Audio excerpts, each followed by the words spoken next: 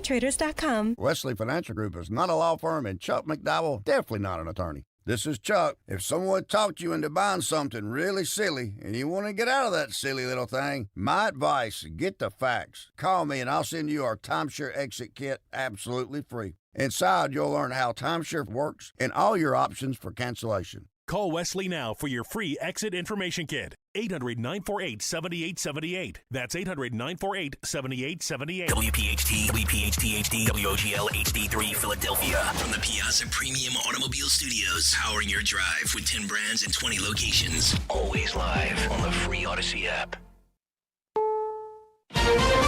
This is CBS News on the Hour, your home for original reporting. I'm Michael Toscano. President Trump dismissed Iran's attacks on 3 American warships today, saying he considers the ceasefire to still be active. They trifled with us today. We blew them away.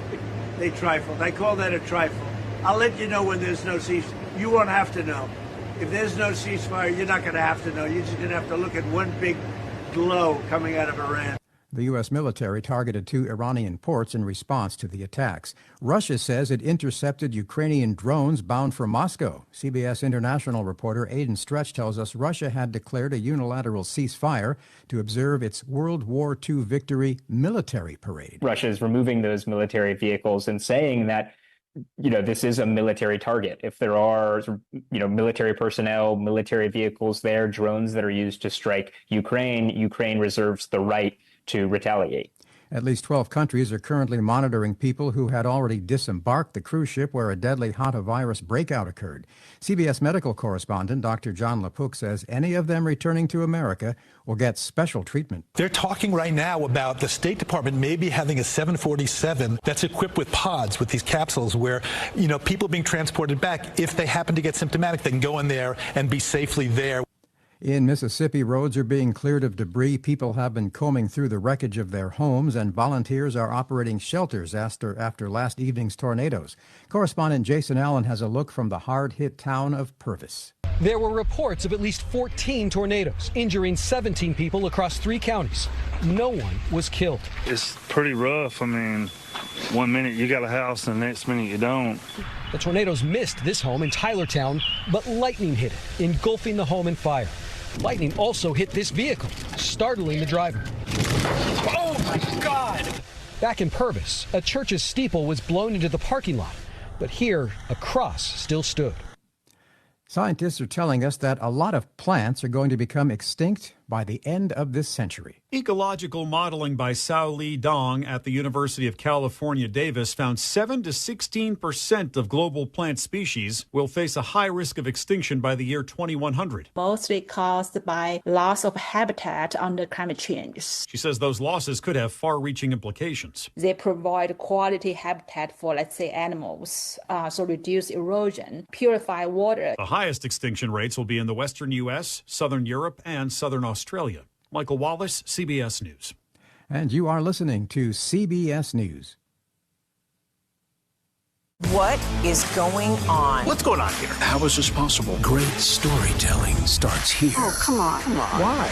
It's time for 60 Minutes. WPHT, WPHT-HD, WOGL HD3 Philadelphia. From the Piazza Premium Automobile Studios. Powering your drive with 10 brands and 20 locations. Always live on the free Odyssey app. Live and local with Tom Azelby. On Talk Radio 1210, WPHT.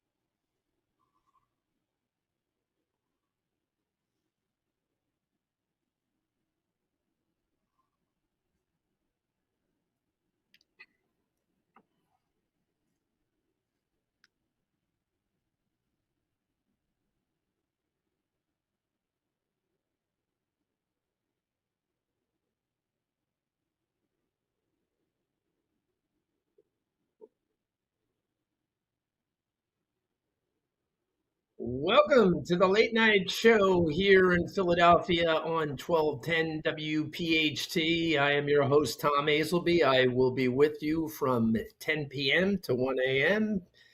Sean Sereno, our producer, will be with us from 10 p.m. to 1 a.m. Sean, how are you, my friend? Are you there, Sean? Yeah, I'm there. I'm doing good. How about you, Tom? It's ground. I was trying to get everything situated. It's Major Tom to ground control. Major Time to Major Control. I like that song. I like how it started off. It started off smooth. Yeah, Bowie was a legend. So anyway, I'm here tonight with Sean, and I will be back on Saturday morning. That's the Tom Azelby Show every Saturday morning from 8 to 9.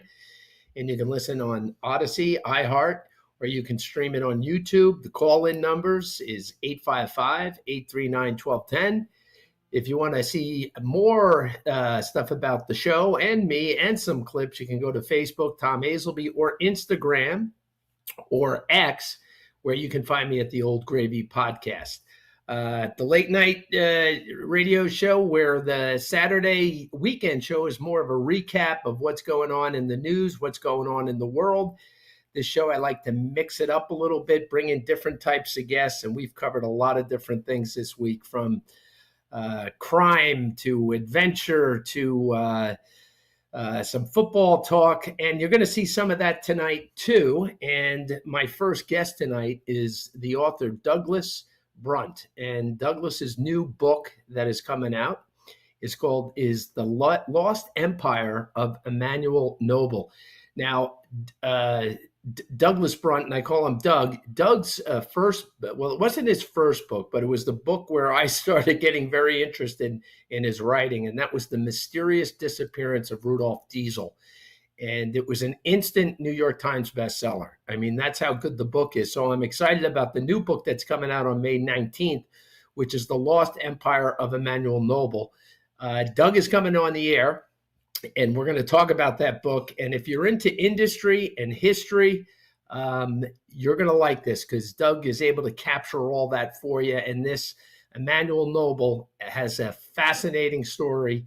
And Doug will give us a little preview of that book that's coming out. Doug also hosts The Dedicated with Doug Brunt on Sirius XM. That's where he interviews other authors, and they usually have a cocktail. He makes all his guests, whoever his author guest is, they have a cocktail, and he makes their favorite cocktail, and then they get into writing. He's kind of like an author's author, but he writes his own great books. The next guest that I got coming up at 11 o'clock is Charlie and John Volker. And I find these two brothers were both Princeton football players, running backs. And they were also very fast 100-meter track guys. And very, very interesting story they have. John, the younger brother, after Princeton football, there's this kind of weird rule that gives you another year of eligibility. So he went out and became part of the Michigan Wolverines football team. I think it was last season. And then his older brother, Charlie, after football, and he had some dreams of getting into the NFL. Then COVID came and they canceled some of the camps where they're going to take a look at you. Charlie got into bobsledding and made the U.S. Olympic team. So, I mean, both these brothers are interesting. Their paths through football and what they're doing today. And their dad was a Philly guy. I think he's from Bridesburg. So they got a little bit of Philly blood in them, but they were raised in New Jersey, over near the shore. And then, so there'll be my two guests. I'm going to have those two brothers on. Then I'm going to have Bob Azelby on. That's actually my brother. And he was a biotech CEO for a couple of companies. He's oncology, cancer, and some of these futuristic therapies. He's worked with them from the business side, but he knows this. He knows a lot of the great things that are coming out. He also knows the big challenges that you have with cancer, but he'll talk about some of these futuristic therapies. He also was a CEO in the neurology area, and we're going to talk about psychedelics like LSD, toad venom, and the potential now that biotechs and pharma see to cure anxiety and depression. So I'm going to get my brother Bob on. later in the show. I think he's going to come on about 12:30. He's on the West Coast, so that's nice and easy for him. He's out in Seattle. And I have one brother on last night, and I got to get the next brother on the next night. Both Harvard guys, both interesting careers. So we'll be having all those three guests later tonight. So I'm looking forward to it. And Doug Brunt is going to be coming up in a couple of minutes. So that's going to be really good. Okay, I covered the hantavirus last night. I was basically talking about that cruise ship that stuck out in the South Atlantic. And last night I took everybody through where that ship was going. It's actually an adventurer's type of ship that goes to these very remote locations with tons of wildlife, animal life. It's not your typical cruise. There's only about 150 people, I think, on board. But we talked about the people on this boat, the MV Hondius, who have gotten sick and are now headed. Some people have been flown off the ship, and for a while there, they didn't know where to bring them into port because of this virus. Now, it's this virus can be very deadly if it gets into your lungs. It doesn't spread that easily, but with these viruses, you never know. They start mutating, and that's where the problems start. I think of the movie Contagion back in 2011, which was really a scary movie that kind of dissected or portrayed what can happen when a virus gets loose. We've seen that with COVID and all the issues with COVID. That's a whole political thing in itself, overreaction and what have you. But Contagion was a good movie about a really seriously deadly virus that could kill everyone. And I would think with this hantavirus, it's something you do not want to play around with, because once it gets into your lungs, it floods it with liquid. And once that occurs, there's a 38% that if it hits the lung phase, it has a 38% fatality rate. So that's very dangerous. And there's really no treatment. There's no like antiviral because it is a virus. And all the doctors can do is try to treat your symptoms with managing your fluids and oxygen, and just kind of, keep your symptoms under control so it doesn't overwhelm the lung. But you know what? Once that happens, you don't know where it's going to go. It's you're in for a fight. And once it gets into the lungs, doesn't mean you're necessarily it's going to take you out. But it's I guess you would say it's kind of a hit or miss situation when something like that occurs.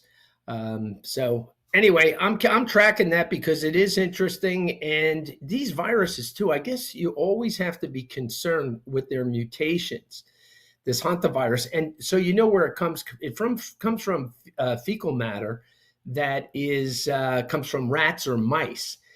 And they believe the two people, the Dutch people that brought it on the ship, had done a tour in Argentina before they got on the ship and I told people about this last night, at a garbage dump, because a lot of big birds that come into garbage dumps, I never knew that, but it seems like those two got it. Then they came on the boat, and that's where ground zero was for the outbreak. So that's what's going on with that, and they're still tracking it. So we'll learn more shortly. AI, what's happening with AI now? It is eating white-collar jobs faster than they expected. And it's affecting the amount of, all these kids that want to go to law school. This AI is going to affect how many lawyers there'll be. Even the doctors, to a certain extent, will take a hit. Even though it feels like you can never get a doctor if you want a doctor. Well, I say that because I hear those complaints. But I go to Cooper. I got to give Cooper a shout out. I think they take, I've had really good experiences there. But this white collar jobs with AI, what they're going to take, accountants, that's another area that's going to get hit. Writing, coding. Why I'm bringing it up is not to alarm everybody, but the white collar jobs, I think they're even surprised, even though everyone's been warning about this forever. AI is going to do this. It's going to do that. I think they're seeing it in the employment numbers, that it's just kicking in quicker than they thought. And that's what happens with new technology. You don't know. Like once a new technology starts, it's hard to kind of predict exactly when the disruption's going to come. But they seem in these white collar jobs, it's happening a lot quicker. I would, I was an entrepreneur. I did 2 companies. My last company was a broadband tech company. When I think of entrepreneurism now, I'm thinking kind of hands-on, blue-collar type of industries where you would bring AI to it and you'd bring whatever sophistication you could to it, because hands-on type of work, you can't have an AI, you can't have software doing it for you.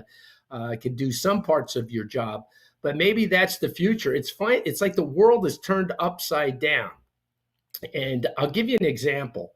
Joe Biden back in 2019 did a speech to coal miners and said, if anybody who can go down 3,000 feet in a mine can sure as hell learn to program as well. That is absurd. That is an absurd statement. But think of the mindset. Never mind his mind, which really he's not a bright man. He's bright enough to figure out how to use government at 29 years old as a senator, hang around forever and become president. Yeah, he had a lot of street smarts in him. I thought he was like an Irish gangster. And I say that because I like studying Irish gangsters. And then the next thing he said is, same year or same about time, he said, anybody who can throw coal in a furnace can learn how to program, for God's sakes. I was in the technology business and I could never code, okay? I just don't have that aptitude. Learning code is hard. It's math driven, it's modular, modular arithmetic. There's logic complexity. It's like telling people who work in certain industry, the trades or blue collar work or hands-on work, that you could simply turn into a programmer or a coder. It was absolutely no sense that you would say to a 40-year-old welder, well, you know what? Sorry, your welding job's going away. You're going to be fine once we teach you how to code. And let me tell you, coding is so darn complicated that now AI is doing it better than people are. And everyone I know who codes is really smart, and they got a pretty good math mind. And not everybody that codes, some people, are able to learn it and train themselves to learn it, but it's complicated. And quite frankly, Joe Biden, no matter when he was born, he did not have the abilities to do that. If you're a blowhard, you're not writing code. That's a very cerebral kind of thing that you have to do. But I just found that interesting, is how quick we've switched from all these elites lecturing people like, we can't, there'll be you're polluting with all the manufacturing. The coal is no good. You can't be a coal miner. You can't do this, you can't do that, you're going to learn how to code. Well, now it seems like all the people from the elite society were telling all the working class people that they had to code. The working class people seem like they have the promising future, and they will be telling all the white collar workers, they better learn how to fix something with their hands. So we got to take a break. So stay with me.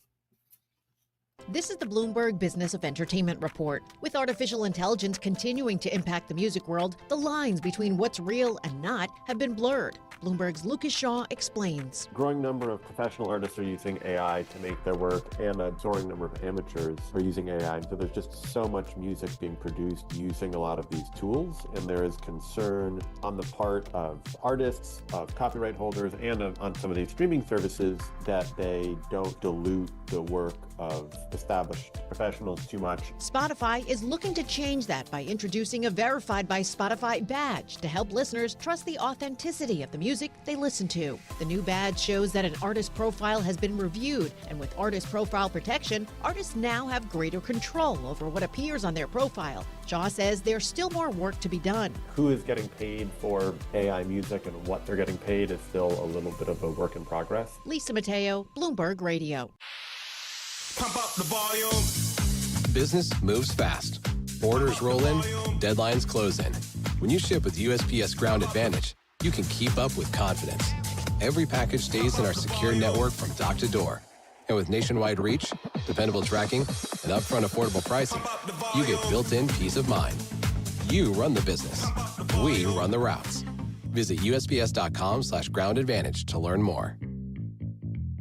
Are you tired of high cable TV rates? Sign up for Dish today and get a $500 bonus offer while supplies last. Plus, lock in your price for 2 years guaranteed. Call All American Dish, your Dish authorized retailer now. 800-296-1251. 800-296-1251. That's 800-296-1251. Offers require credit qualification, 24-month commitment, early termination fee, and e-auto pay. Restrictions apply. Call for details.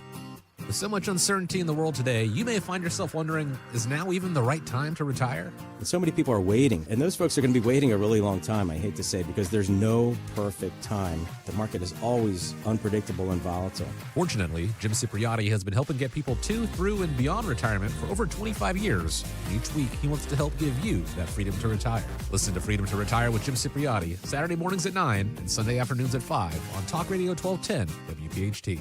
Hey, Dawn here. Get ready to ride in style this summer with that new or certified luxury vehicle you've been wanting. My friends from Piazza Premium Automobiles are here to assist you in your unique vehicle search. The Piazza Premium family, featuring dealerships across Pennsylvania, Delaware, and New Jersey. Find your Mercedes-Benz, BMW, Porsche, Infiniti, Alfa Romeo, Maserati, Jaguar, or Land Rover. PiazzaPremiumAutos.com, Piazza, PiazzaPremiumAutos.com. Tell them Dawn sent you. Patrick was way behind on his IRS taxes. I was in way over my head. The total amount ended up being somewhere just over $30,000. $30,000. Then the IRS came to collect. Started getting letter after letter. A lien had been filed against me. They were going to basically hang me completely out to dry. He had to do something. That's when I reached out to Optima Tax Relief. Patrick's life quickly got a lot easier. It was very easy. Pretty much hands off, They picked up the ball and ran with it. And how'd it go? I couldn't believe it. I had to ask 2 or 3 times. I saved an incredible amount of money. How does Patrick feel about Optima? Couldn't be happier. They definitely helped me. Optima Tax Relief. The best place to call. They're the best in the business. Do what Patrick did and call Optima Tax Relief for a free consultation. Call 800-354-2840. 800-354-2840. 800-354-2840. Optima Tax Relief. Testimonial from an actual client. Some restrictions apply. For complete details, please visit OptimaTaxRelief.com. Whether you're shopping for your mom, your wife, your daughter, whoever it is, Family and Company Jewelers should be your first stop for Mother's Day. No one matches their selection, their prices, or their service. Visit their showroom and you'll find a huge variety of gifts at every price point, making it easy to find something meaningful this Mother's Day. Show her how much she means to you with a gift she'll truly love from Family and Company Jewelers, South Jersey's diamond destination. We all hear the radio ads about the IRS. They tell you to be afraid, to be scared, and they try to frighten you into calling. I'm not here to do that. Tax Relief Advocates is different. TRA is here to tell you that if you owe money to the IRS, whether it's $5,000, $50,000, or $500,000, we have a solution. It doesn't matter if you're sitting in your car, at work, or with your kids. No matter where you are, call now. 800-575-9834. Don't lose hope. TRA can eliminate or reduce what you owe to the IRS. Generous programs are now available that can give you a fresh start. Our passion is taxes and helping individuals fix their IRS problems. We have over 1,000 5-star reviews on Google and an A+ with the Better Business Bureau. You don't need to be afraid of the IRS any longer. End your tax nightmare today by visiting us online at TRA.com or call 800-575-9834. That's 800-575-9834. Tax Relief Advocates. Real solutions for real people. Yo, Doylestown. We know your favorite station is 1210 WPHT.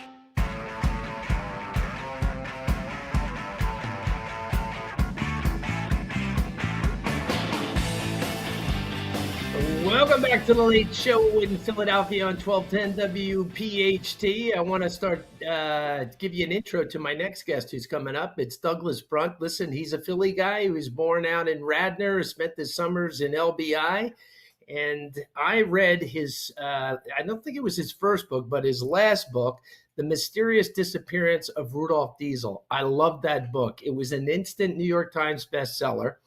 And let me tell you, it has everything. If you like engines, you like history, you like mysteries, this book covers it all. And Rudolph Diesel changed the world. And this was back in the early 1900s.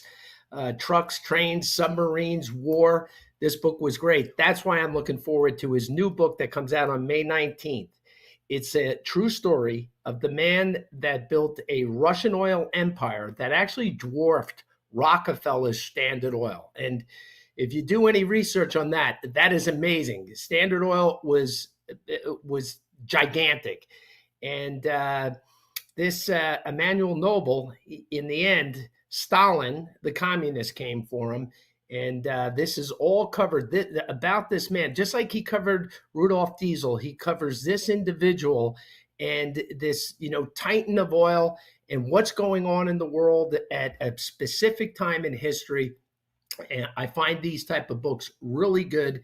And it's going to be worth a read. I'm starting to dig into it. As I just got my copy, I'm digging into it. But it does come out for everyone else on May 19th. Another thing, you can listen to Doug Brunt on Sirius XM. He's got a show called Dedicated. And he talks to other authors, and before they sit down, he's kind of like the interviews with others authors. He's like an author's author, so he's a good guy to talk to. And before the interview, he always sets the table, serving them one of their favorite drinks, which I find like an interesting way to start your podcast. I think that's great. Let's get into it because I want to talk to Doug Brunt. Doug, welcome to the Late Night Show. Thank you for that very kind intro. I love it. Yeah, listen, I love your books. I got to give you, and your publisher sent me one, so I'm very grateful for that. And as you know, I'm a fan, and I've had you on the show before. Real quick on the Dedicated podcast on Sirius, has a guest ever asked for like such an unusual cocktail? Like you're like, I can't believe this guy wants to drink this. And the only reason I say that is I have a buddy who's a physician. And if you're out with him, he'll say, "Oh, go up and order me a Long Island iced tea." And to me, I feel so weird asking for a Long Island iced tea. It's like, I'll be asking for an Alabama Slammer or a Kamikaze. But do you ever have anyone that just asks for an unusual drink? Well, one was pretty unusual. I hadn't heard of it before, and it turned out to be really good. It's called a French 75, and it's named after a World War I piece of French artillery. There was a 75 millimeter cannon the French used in World War I. And it's Prosecco, gin, and lemon juice. And it's actually very good. So I've actually, since I learned it, I learned how to make it for the show. I've actually had it since that guest came on. That's that's more of it's named after a weapon, a military thing. The Manhattans always throw me off a little bit, but it was I was interested in what, and I just found out this the other day. I said, if I was an author and I went on Doug's show, what would I have? I thought to myself, I'd have a Black Manhattan. And then I read, is that your drink? Because that's what they said online. I usually have a rye Manhattan, like Nichter's rye or something Manhattan. Like that. Oh, okay. Yeah. Well, you can't trust AI. They said Black Manhattan. I got all excited. I'm like, hey, Doug drinks that. That's what I drink. Is that with Kahlua? What's the black piece of it? Kahlua? So what they do is the sweet vermouth is swapped out for Averna, which is like kind of tones down the sweetness a little bit. It's really good. Yeah, I just not that I could drink a regular Black Manhattan, but when they swap out the sweetness of the vermouth with the Averna, I think that's the correct pronunciation. I really enjoy that drink. So maybe someone will come on your show and ask you for that. So. Let's get into the write book. That book and come on to the show. We'll do it. Yeah, well, you'll be waiting a long. I'm good at talking. Writing is a whole other animal for me. But I kind of find you have a book pattern, and you blend these big historical events with like an industry titan, and for me that captures my imagination and my interest. Is that the way you? Does that interest you? Like what? Yeah. That seems to be like a new pattern. So I'll let you discuss that. I do. So the book is a narrative history. It's sort of like an Eric Larson style of book. And so it's a narrative, and it's not like a history textbook that is just an itinerary of events. The way I approach it is a little different from Larson too, really, but it's almost like imagining like like following history through a person or a family. So it feels very personal, experiencing it almost firsthand. It's really one thing to just sort of know, okay, there was this revolution, Bloody Sunday in St. Petersburg, Russia in 1905. That's kind of meaningless unless you understand how that changed a person's life one day to the next. How did that actually change life on the streets when they went to get food, or, what was happening in St. Petersburg then? And so with these books, I take you through, you sort of experience it in a really small way with a person or a family, but that against this broad canvas backdrop of major world events, World War I, the Russian Revolution, the Russian Civil War. And then you experience it this way that's really indelible because you're feeling like you're almost kind of in the moment. And then with both Rudolf Diesel and Emmanuel Nobel, what you realize as you get into the book is, oh my God, this person I did not know much about or know about at all is enormously influential, had an incredible influence. Diesel today, as you mentioned, you see the Diesel name everywhere at every filling station. It's on every train. Any boat larger than basically a whaler is running diesel engines. Every cargo ship in the world is running diesel still, more than 100 years later. Emmanuel Nobel, he basically pioneered the Russian oil industry in southern Russia. It's modern-day Azerbaijan, but at the time was part of the Russian Empire along the Caspian Sea. And by 1900, he built an oil concern along the Caspian, larger than Standard Oil, as you said. And when World War I broke out, he controlled more oil than any other single person in the world. Meanwhile, this is our first mechanized war. So Churchill, the war chiefs of every great power, are trying to figure out how they can get wartime access to petroleum. Churchill's converted the whole Royal Fleet over to fuel oil. We've got trucks and airplanes and submarines all needing petroleum. Nobel controls it more than anyone else in the world. So, at this point, petroleum's more important than food for these armies. And he's right at the center of all of it. Yeah, that's the part of the one thing you just said about the books. It's like I take like the Civil War books. Like I like knowing about, each battle is one thing, but knowing who the people were that ended up, say, in Gettysburg on that hot July, I like that. Or what happened in the town that day. And that's kind of that. Like I like that's the kind of pattern that you write with. So I find that very interesting. What would be one thing as a reader, it like comes alive on the page, kind of takes you into the moment. Yeah, no, that's the type of stuff that I really do like to read. How did Nobel's story come across your desk? With Diesel, you were, my understanding is when you were on the show before, you were actually on the back of a boat looking at a boat engine, and you started thinking about a diesel engine, and that started your process. I'm sure it's a little more to that, but on Emmanuel Nobel's story, how did that one click for you? So you're exactly right about diesel. I bought an old boat and it had gas engines, and the guy was saying you should repower this boat to diesel. It's really, that'd be a better situation for you. And that led to the Diesel book, which is another story. The way I got to the Emmanuel Nobel, he's actually the nephew, by the way, for your listeners. He's the nephew of Alfred Nobel, who is the one we know about, really, because of the Nobel Prize. But this is his nephew who did far more, but because of Stalin's, you referenced. By the way, what happened to Nobel because of the Bolsheviks and Stalin and Lenin was the inspiration for George Orwell's book, 1984. There are lines in there about how the street names were all changed and the statues were torn down and the history was rewritten. The communists basically nationalized all of Nobel's enterprises and renamed them. So instead of the Nobel Brothers Petroleum Company, it was renamed the Soviet Petroleum Company. His manufacturing business was renamed Ruski Diesel. So they basically they just completely paved over everything that Nobel did in Russia and just painted on a new history. So his name has been kind of scrubbed from anything we've ever learned about in the West. The way I came into the story... That's what communists do. Exactly. They just rewrite the histories. Yeah. And I don't want to get too political here, but that's why there should be a debate about ripping down every statue in the United States. Because look at what Emmanuel Nobel accomplished. And then most people don't know who he is because the communists came in and kind of wiped them from history. It's fascinating. It's terrible. That's too. Exactly right. And so the way I hooked into the story was through diesel, because when Rudolf Diesel first introduced the diesel engine in 1897, over the next 4 or 5 years, he licensed the engine by international territory. So you could get the exclusive rights to manufacture and market diesel engines for Sweden or for Denmark. The person who took it for Russia was Emmanuel Nobel. And so he had a manufacturing facility in St. Petersburg where he had previously been building munitions, rifles, undersea mines, steam engines for the Tsar. Mm-hmm. And he licensed the rights to diesel.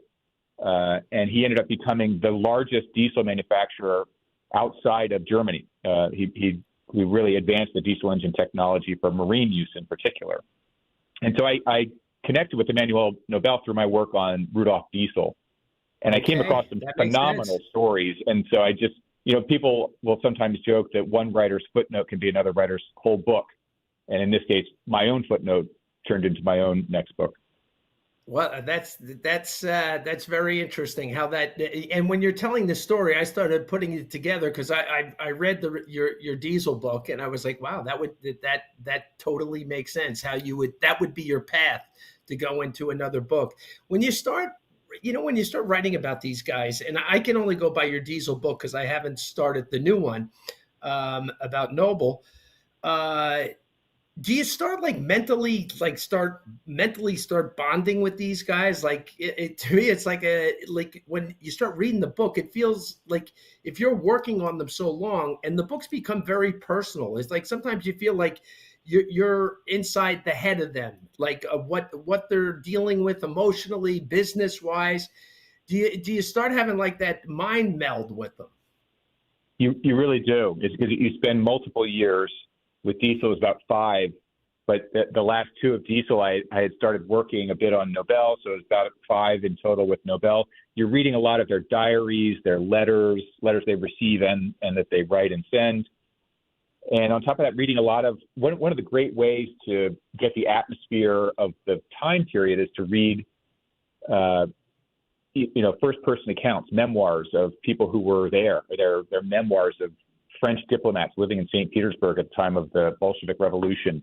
And they have little observations of what was happening on the street, someone climbing a street sign or a car going by with people standing on the sideboards, waving pitchforks and rifles and the things that they were saying. And it's so colorful, just tiny little observations. It's just like an ordinary thing that he wrote down. It's just a fact that he saw, but it sets the scene and it can strike you in this like thunderbolt way and bring it alive. And so that's a great way to start building, a knowledge base and to get into the period and help to bring that period to the reader on the page. And so the letters and diaries of Nobel, but also the other folks, their memoirs, some are published, some are not, but just reading everything you get your hands on to try to bring that period, forward to people.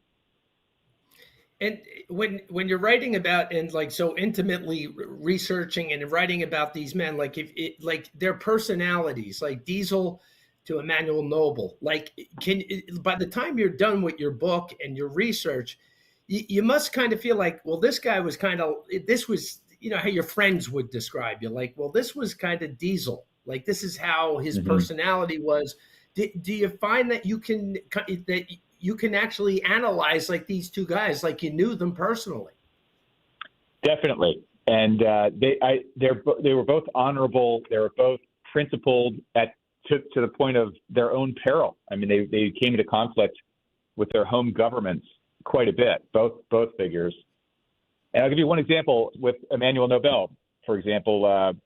Here are 2 stories related to the Nobel Prize that are fascinating. These are early stories that I discovered, and they're fully explored in the book, and also with some amazing photographs too. But Emmanuel Nobel's father first bought land along the Caspian in 1873, and he started the oil business, and then he died in 1888. He built it up to be a substantial concern. Emmanuel Nobel is the one who grabbed it and then just blew it out into this enormous success and surpassed Standard Oil. But Ludwig, the father, died in 1888. By that time, he was a well-known person internationally. Alfred Nobel had already left Russia and was living in France at the time, working on his dynamite business. He had separately invented dynamite and was, making a lot of money doing that. So Ludwig dies, famous guy.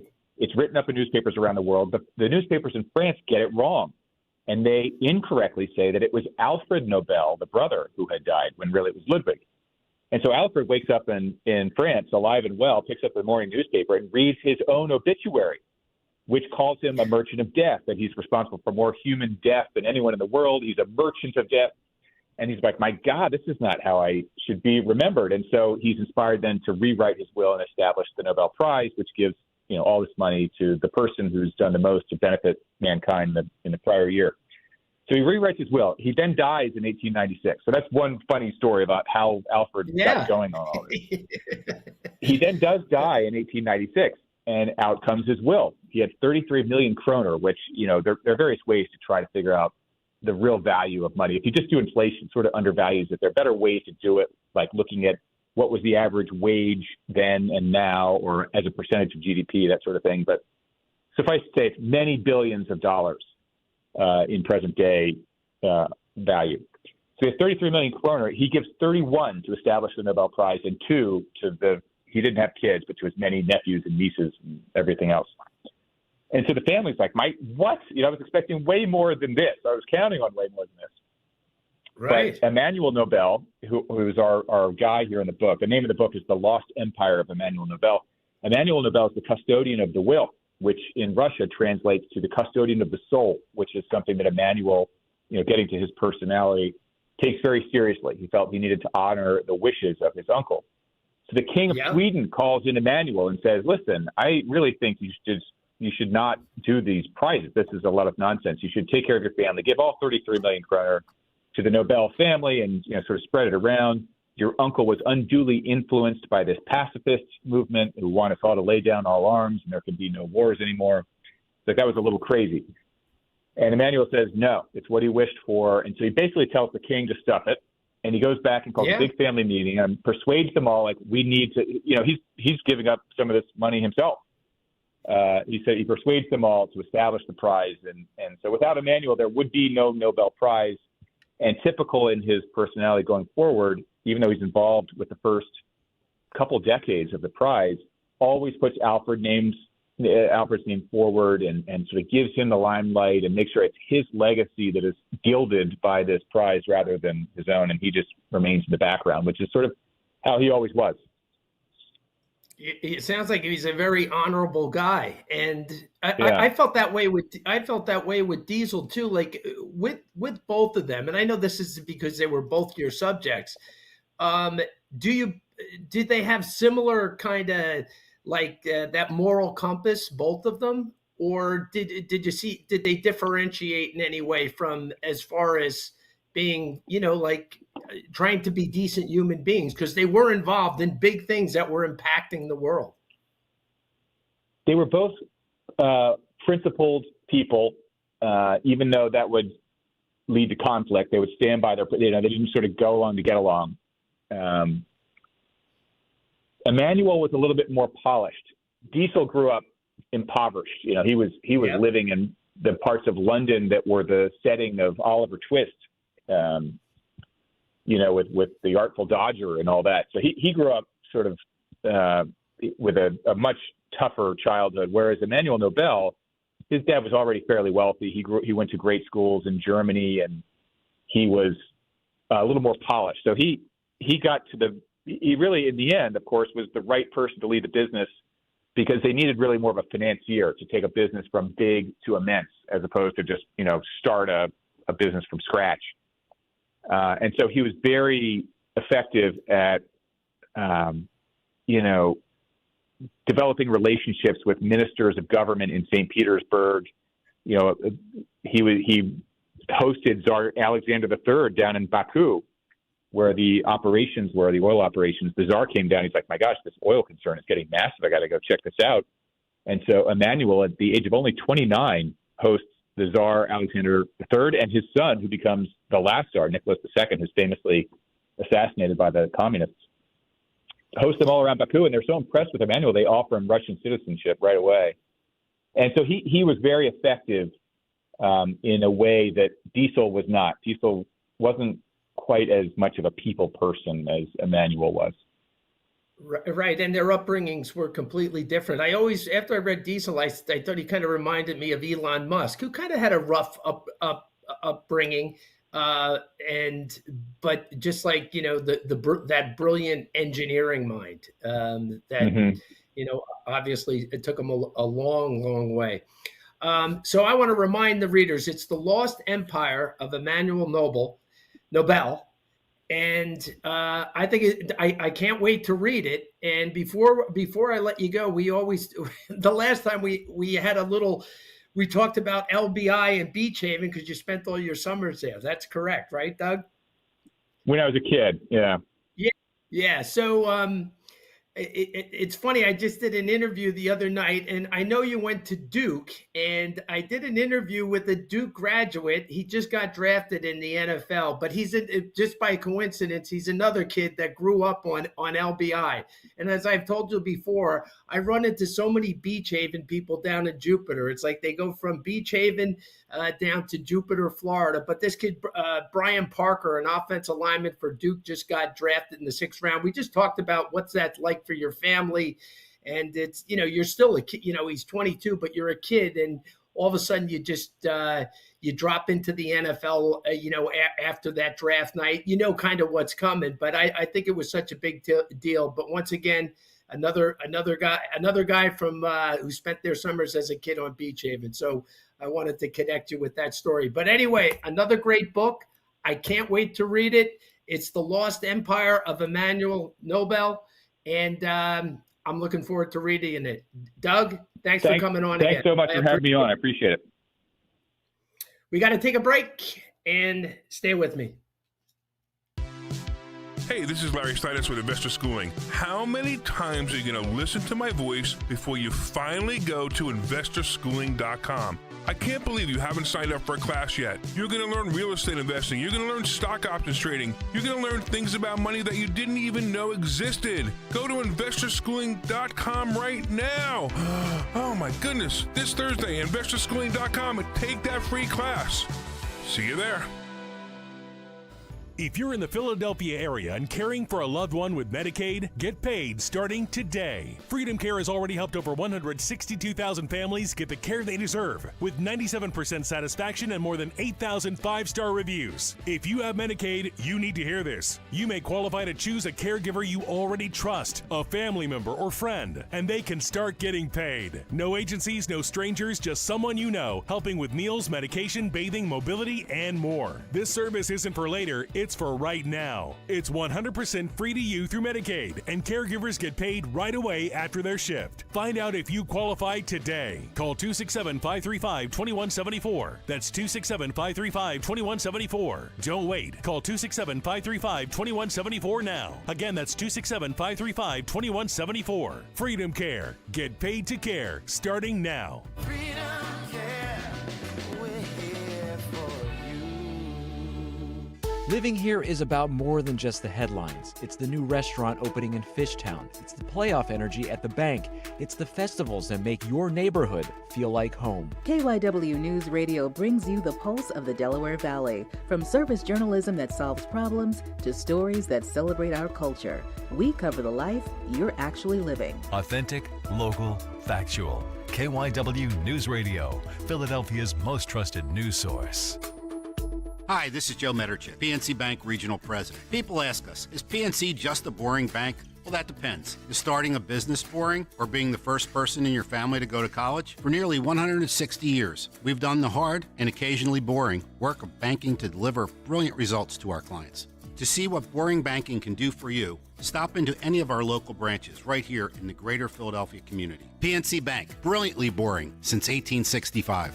PNC Bank, National Association, member FDIC. Spring is here, and that means wind, rain, and roofing problems. When it comes to protecting your home, go with the real deal. Impriano Roofing, siding, windows, and doors. Family owned and operated for 53 years. One of the only roofing companies still run by the original family. They're the experts in the industry. That's experience. That's integrity. That's the real deal. Call 610-644-4444 for your free estimate today. The best homes have an Impriano roof. Mother's Day, celebrate her with something truly special. At P.F. Chang's, enjoy a 5-course celebration experience starting at just $89.99. Featuring premium entrees like New York prime strip steak tataki, oolong Chilean sea bass, and lobster and prawn fried rice, plus the bold signature flavors she loves. It's more than a meal. It's a celebration made just for her. Reserve your table now and make Mother's Day unforgettable. Only at P.F. Chang's. Available when you dine in for a limited time only at participating locations. Offer may vary. For 50 years, drivers have trusted Meineke to take care of their cars and their budgets. Because real value isn't just about price, it's about honest recommendations, quality work, and service done right the first time. From routine maintenance to major repairs, Meineke delivers dependable car care from experienced technicians you can count on. That's why generation after generation continues to choose Meineke. 50 years of trust, 50 years of value. Meineke. Doing car care right. If you have unfiled taxes or are in debt to the IRS, this is important news. Did you know the IRS has programs specifically designed to help people struggling with tax debt? Powerful tax assistance programs that can save you thousands if you qualify. No one knows these programs better than the experts at Optima Tax Relief, America's most trusted tax resolution firm, A-rated by the Better Business Bureau. Their award-winning tax attorneys and licensed professionals have resolved over $3 billion of tax debt for their clients. One call to Optima can start the process, helping to put an end to your worries about wage garnishment, asset seizure, and other aggressive IRS actions. Find the best options to solve your tax problems. Call the experts at Optima Tax Relief today for a free consultation. Call 800-354-2840. 800-354-2840. 800-354-2840. Optima Tax Relief. Some restrictions apply. For complete details, please visit OptimaTaxRelief.com. Free speech lives here. With Dom Giordano, weekdays noon till 3 on Odyssey's #1 talk station, 1210 WPHT.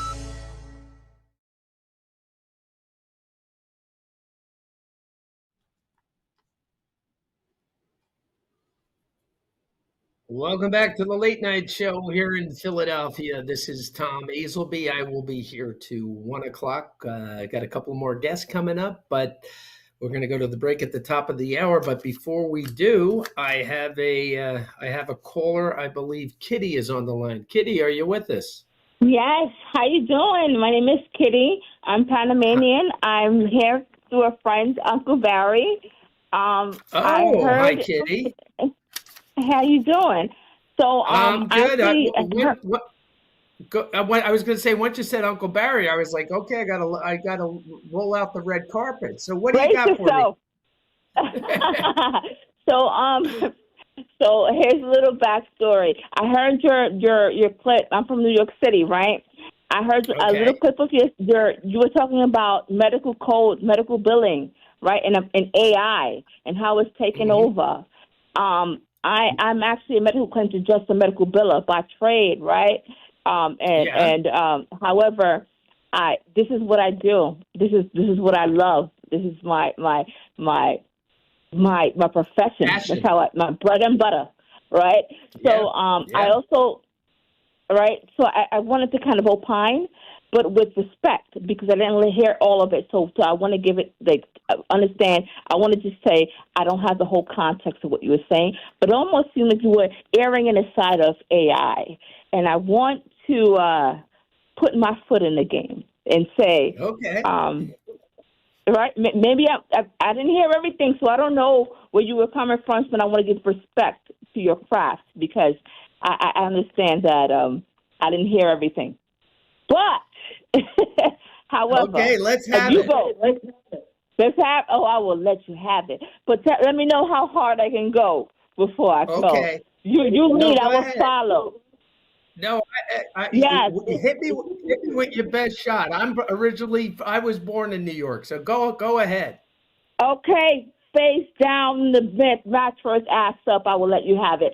Listen, there's a thing called AI hallucinations. They mess up often, right? They have not fixed that kink. So with with HIPAA law, you need accuracy, right? And AI has not perfected that. You need a human touch to it, right? So you need expertise, a level of expertise. And you need to have a level hand, a gentle hand, a skilled hand. And I'm sorry, but AI is not there yet. And until it's there are skillsmen. There are women of trades, men of trade. We have been working very hard for many years, and AI is not there yet. So with respect, AI is getting there. It will never. When it comes to medical things, healthcare, you can't be too cocky, but with this, you can get cocky. So no, I mean, I only heard a little bit, a snippet of what you were saying, and it almost sounded like you were saying, "Hey, AI had it." I don't know. Was I wrong, Uncle Dad? I don't know. No, but, no. Let me respond to you. And what you're saying at this given time is it's not like a zero-sum game. Like all of a sudden we're there right now, and AI has taken over the world right now. But what they are seeing is in certain industries, and it might not be in the medical billing industry, but in certain industries, that AI has accelerated that the amount of jobs being eliminated is just occurring faster. Now, AI in itself, any new technology is going to have hiccups, and it will have hiccups, and it will get worked out. It'll get worked out at a different pace within different industries. Level entry. But then there's a skill to the trade, right? So that's level entry.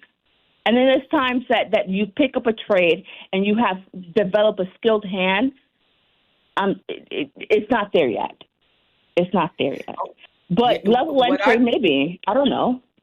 Well, what I would say this, in a lot of the AI that we're seeing, is some of it is in big companies using it in different tools, and it might not be in healthcare. And I agree. It is within some of the research, in the research facilities. AI is deep, and it's going to come out in different paces in different industries. So I don't think you're wrong. I don't even have an argument with you. And you're right. There's certain things that AI you will use that you'll need the human touch for. But Kitty, it was a very good call, and I like that you called me up and questioned me. So you have a great night, and thanks for calling 1210 WPHT.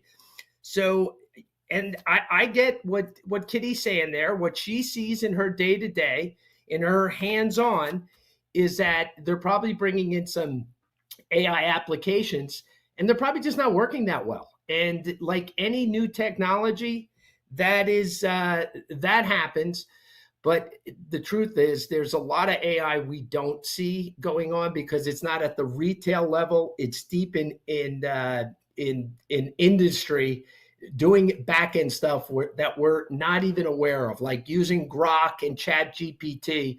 There are some really customized services out there that the big players in defense are using, and even in healthcare, it's gonna have a big impact. Does it mean everyone's not gonna have a job? No, but is it gonna have a big impact? Yes, that it is coming, and and all I was saying is it's coming a lot faster than they thought. But we got to take a break. Top of the hour. We will be back with the Volker brothers right after the top of the hour break. Don't go away. Chuck McDowell here with Red Pocket Mobile. How long have you been stuck with the same phone plan? 2 years? 5? 10? Are you tired of surprise fees and confusing bills? Switch to Red Pocket Mobile. With Red Pocket Mobile, premium 5G plans start at just $10 a month. Pick a plan, lock in your rate, and that's the number you'll see on your bill every month. No hidden fees and no long-term contracts. And here's the kicker. Red Pocket lets you choose from 3 major 5G networks, not just one. Pick the network that actually works where you live and where you work. Try one, and if you like it, keep it. If not, switch to another. Never be stuck with a single network again. Plus, keep your phone, keep your number. Red Pocket Mobile, your new ultimate cell carrier. New customers can switch and save 50%. Choose from all 3 major 5G networks with one locked-in low price and no contracts at redpocket.com. Redpocket.com. Do you owe $10,000 or more in credit card debt or personal loans? With credit card debt at all-time highs, Debt Relief Advocates is urgently notifying consumers of debt relief now being made available designed to aid consumers with out-of-control credit card debt. Those who qualify and enroll for this relief program may only have to pay back a fraction of what they owe. This is not bankruptcy or a debt consolidation loan. This is a relief program that credit card companies would rather you not know about, as it could end your debt nightmare and save you lots of money. Consumers owing at least $10,000 in credit card debt or personal loans can now take advantage of this debt relief as the cost of living skyrockets. For free information and to learn what debt reduction you may qualify for, simply go online and visit DRA.com or call 800-535-1582. 800-535-1582. Again, that's 800-535-1582. WPHT, WPHT HD, WOGL HD3 Philadelphia. From the Piazza Auto Group Studios, experience the power of one with 8 brands and 25 locations. Always live on the free Odyssey app. This is CBS News on the Hour, your home for original reporting. I'm Michael Toscano. Health authorities across 4 continents are tracking down passengers who left the hantavirus-stricken cruise ship before its deadly outbreak was detected. Correspondent Tom Hansen reports that includes people who live here. The cruise operator says nearly 30 passengers from at least 12 countries, including 6 Americans, left the ship without contact tracing during one of its first port stops in St. Helena before the hantavirus was suspected. Now, global health officials are scrambling to track them all. State authorities say 1 passenger is now home in Arizona, another in Virginia, 2 in Georgia, 2 in Texas, and an unknown number are back in California. President Trump confirmed 3 American destroyers passed through the Strait of Hormuz after dodging an Iranian attack, warning Iran to sign a peace deal. It's an offer that basically said they will not have nuclear weapons, they're going to hand us the nuclear dust, and many other things that we want. The Iranians say they have not discussed those issues. With the cleanup from last evening's violent tornadoes in Mississippi underway, some residents are reflecting on their survival. Correspondent Jason Allen has one of those stories in Purvis. Leslie Hankins survived by going to the one spot in her home her children always told her would be safe. You made a bed in the bathtub. Well, you can see. I made a bed in the bathtub. I put pillows and I put a blanket and everything. I didn't know how long I'd be in there. She accidentally, I guess, butt dialed me, and I could hear the storm. You know, your mind goes to all different areas when that happens. You've done this several times before for storms, like put stuff in the bathtub? Yeah, I always have a little bag. I put my Bible in it.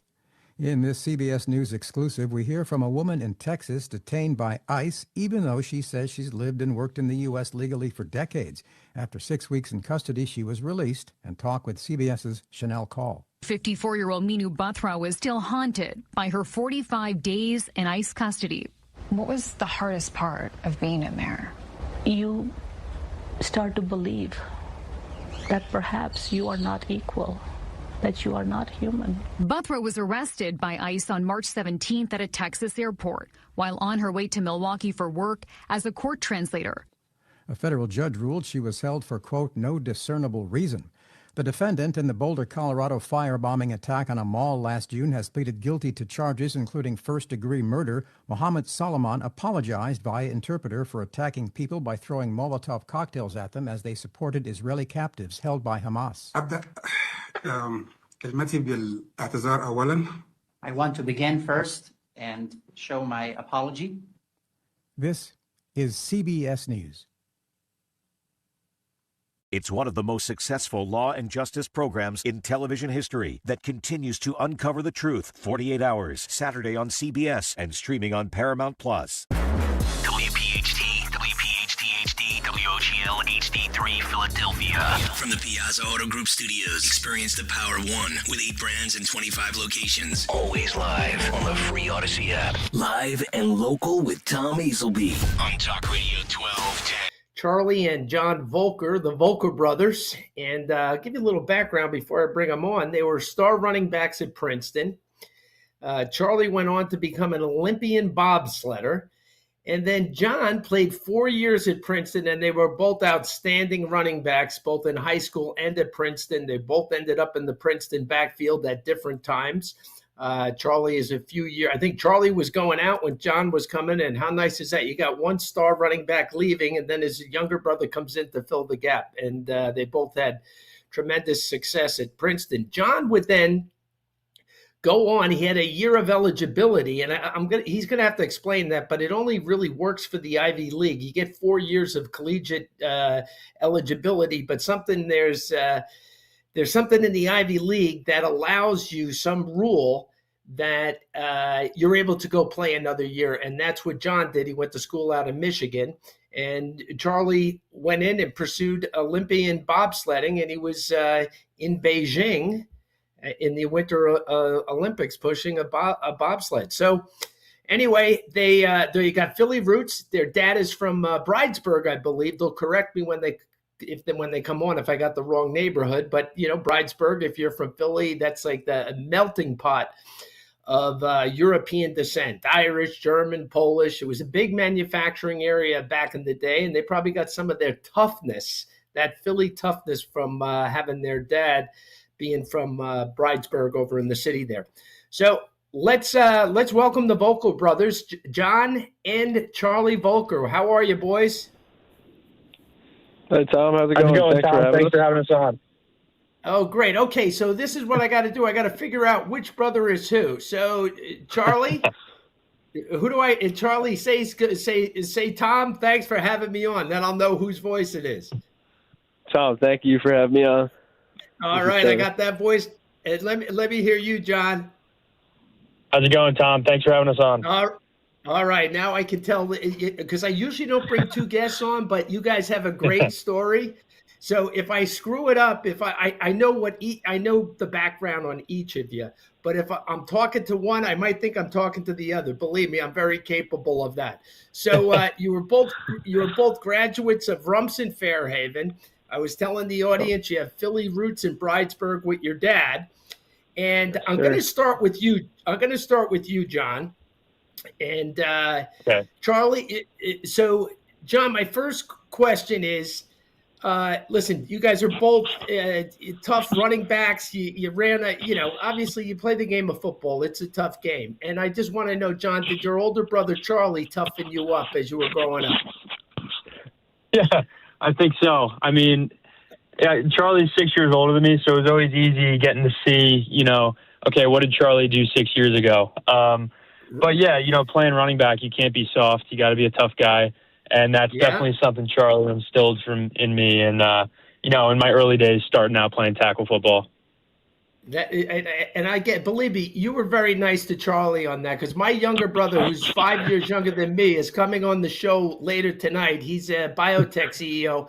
And believe me, he will complain to the audience how I beat him up. Like he'll be talking about, and I believe because I put the screws to him every once in a while as kids. He became very competitive. Like he's a former athlete too, but he was very competitive, and I take credit for that. So Charlie, you could take credit for what you accomplished, and you could also take credit for what John accomplished. And we're going to talk. I'm going to keep asking you some questions, John. You played 4 years at Princeton. But then you have 1 year of eligibility and you go to Michigan to play football. So it's technically your 5th year of playing college football. Is that correct? Yes, exactly. And how does that work? That seems to be like an exemption just with the Ivy League. Well, what happened for me in particular was my sophomore year, I had an injury and actually sat out enough games to retain my year of eligibility. I only played in 4 games. Okay, that's so different. What happened was, then that makes sense. And the rule is you can play 4 seasons within 5 years. So my sophomore season didn't count, so I played the 4th season at Michigan. So after I graduated Princeton, I entered the transfer portal, and then that was a process itself, but one day I got a call from Michigan, and then the rest was kind of this past year. Okay, I'm incorrect. There's no real eligibility is eligibility. There is no kind of exclusion with the Ivy League, right? It's if you're injured a year, just like you were redshirted or something like that. But there's no special treatment for an Ivy League player to get an extra year. Am I correct now on that? I was wrong. I think you're correcting me. Yeah, so there's no specific Ivy League exclusion, and in fact, I'd even say it's tougher because there's only medical red shirts. At some places, you can retain your red shirt year, your freshman year, and develop as a player. But in the Ivy League, you can only be there for 8 semesters. So there's a lot of kind of red tape you got to go around to get another year, unless you get injured. So yeah, I was in hindsight fortunate enough for that to happen to me, which is why I was able to do that. Okay, so my next question for you. So you play in the Ivy League, and there's no doubt there's a ton of football talent in the Ivy League. And I'm going to say that because my older brother was the captain of the Harvard team. So but my next question is, when you go to Michigan, you're going to a different level of football. Not that you don't have guys in the Ivy League that go on to the pros, but the volume of players that are just that play at that level. There's just so many more players that are at the top of their game. What was that like walking onto that practice field at Michigan? Was it a big change, or was football's football? Maybe most of some guys were as fast on Princeton as Michigan, but now instead of 5 guys who could fly, you have 15 who can run, and they're like freight trains. So what was that difference? Yeah, I think you mentioned it. A big part of that is depth. But at the same time, it's something I noticed was it's more so football is football than it's a completely different level. At the end of the day, it's both Division I football, and at Princeton, everyone was the best player on their high school team, just like at Michigan. Now, I mean, obviously it's Michigan. It's one of the top football programs in the country over the past 100 years. So obviously the level of play is, top of the top. But I think the disparity is a little less than people would think from the Ivy League to the Big Ten. Yeah, and I'm not surprised that you say that, because I've been to a lot of Ivy League football. Like I said, my brother played it. My close friend of mine coached at Lehigh, and I think you guys played them every year. I used to say to myself, I'd look at some of the players out there and I'd say, the NFL will find you no matter where you are. They found my brother back in 1984, and he got drafted and went with the Bills. And I started seeing talent in the Ivy League that I said to myself, wow, what a good decision. If you stay away from, the giant football places, you'll still get found if you're good. And they do find you in the Ivy League all the time. So, But do you find that that is an accurate statement? I think that's totally accurate. If you are good enough and you're performing at the, at an Ivy League school and you're a consistent performer, you stand out, you're definitely going to get noticed. And I think Charlie, I'm sure he'll touch on that. But his senior year, they went undefeated and whatnot, and himself alongside 4 or 5 other guys had legitimate NFL opportunities. And another big part of that is just being on a good team, a successful winning team. People kind of underestimate the value of that. And, if you're on one of those teams and you kind of experience that team culture, a lot of these NFL teams are just kind of attracted to winners. And I think, you can get that at any level. No, okay. I agree with you on that. Charlie, I'm going to get to you in 1 minute. John, another question for you. When you go out to Michigan, the NIL money, and I got to think there's a lot of, obviously there's got to be big money in NIL out in the Michigan football program, obviously.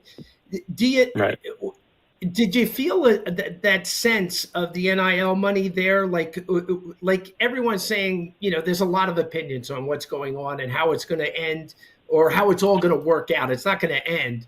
And I don't want it to end, because that's another whole subject for another show. But from a culture standpoint or a team standpoint, did you see much of an effect at Michigan with it?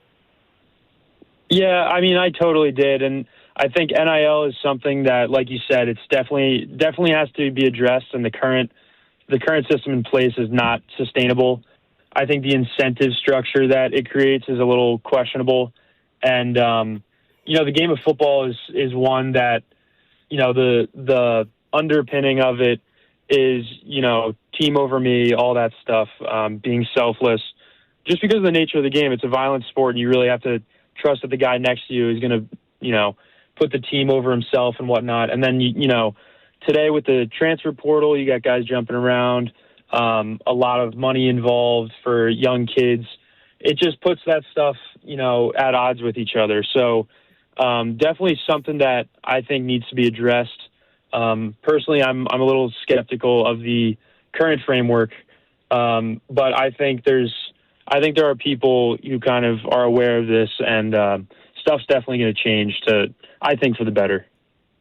Okay, so the next, I read a statistic about both of you and Charlie. Now I'm gonna redirect to you, but I added up. You guys combined as brothers had over 3,000 yards rushing at Princeton. I think that's a pretty cool statistic.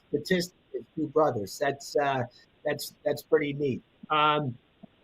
Charlie, post Princeton, you get a look at the NFL, from what I understand, and I had read something about Giant mini camp, and then the COVID kicked in. What happened there, Charlie? Yeah, so the Giants mini camp, I had gone to a few of the local pro days, and I was kind of like a fringe guy. Like I was sort of like cut my teeth to just try and like barely make it, practice squad, stuff like that. But I went to the Giants mini camp, and then that didn't end up working out. And so I was like, all right, you know what? I'm just gonna pack it in. Like it's like writing's on the wall. Maybe this is it for me. I'm gonna go get a job. And then I went, and I was done with the football pursuit. I got a job in New York for about 4 or 5 months, and I was continuing to get like the occasional agent from, I remember a Cardinals like assistant coach and a Panthers assistant coach would like call me, and I was on the ferry on the way to New York, and I was like, man, what am I doing? Like, should I go give it another shot? And soon enough, I saw my 3 other buddies that had all tried out for the NFL and made rosters. I saw them start to get some time, and I was like, man, I got to give this thing one more go. And I gave it another shot, and I was gearing up, had a really good pro day, and was in a similar position where it was about to be like time for mini camps and OTAs and all that. And then COVID happened, and I was like, man, this is crazy. And I mean, my brother knows, my family knows I'm not the most patient guy all the time. Yeah, I get it. And I was like, oh shoot, like I need to realize something from all of this training I've been doing, and like I have so much like stored potential energy and ambition, and I just don't know what's going to come of it. And then one of my football trainers that was at the football academy that I was training at up in North Jersey the second time around, his name is Chris Enslin. He was a former bobsledder, but I always say he probably knew I wasn't going to make it because he kept bringing up bobsled. He was like, man, you got this crazy linear strength and speed and power. Like if football doesn't work out, like go give bobsled a shot. And so let me ask you a question on that, Charlie. Yeah. So is the guy, the background on the guy, what is he? Is he a football guy or is he a bobsled guy? Yeah, so Chris Enslin was a bobsledder in the early 2010s. Like he was with the national team, USA bobsled, and then I believe he was done with that, stepped away.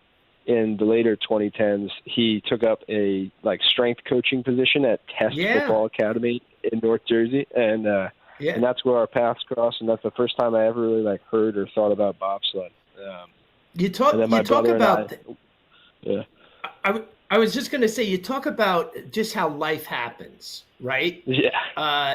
That you're a football player, and here's a guy that you're training with, with football in mind, and he's looking at you and he says, you should be a bobsledder. Then all of a sudden, next thing you know in life, you're going in a completely different direction. So tell the audience, you go from a Princeton running back to the United States Olympic team as a bobsledder. So take us through that.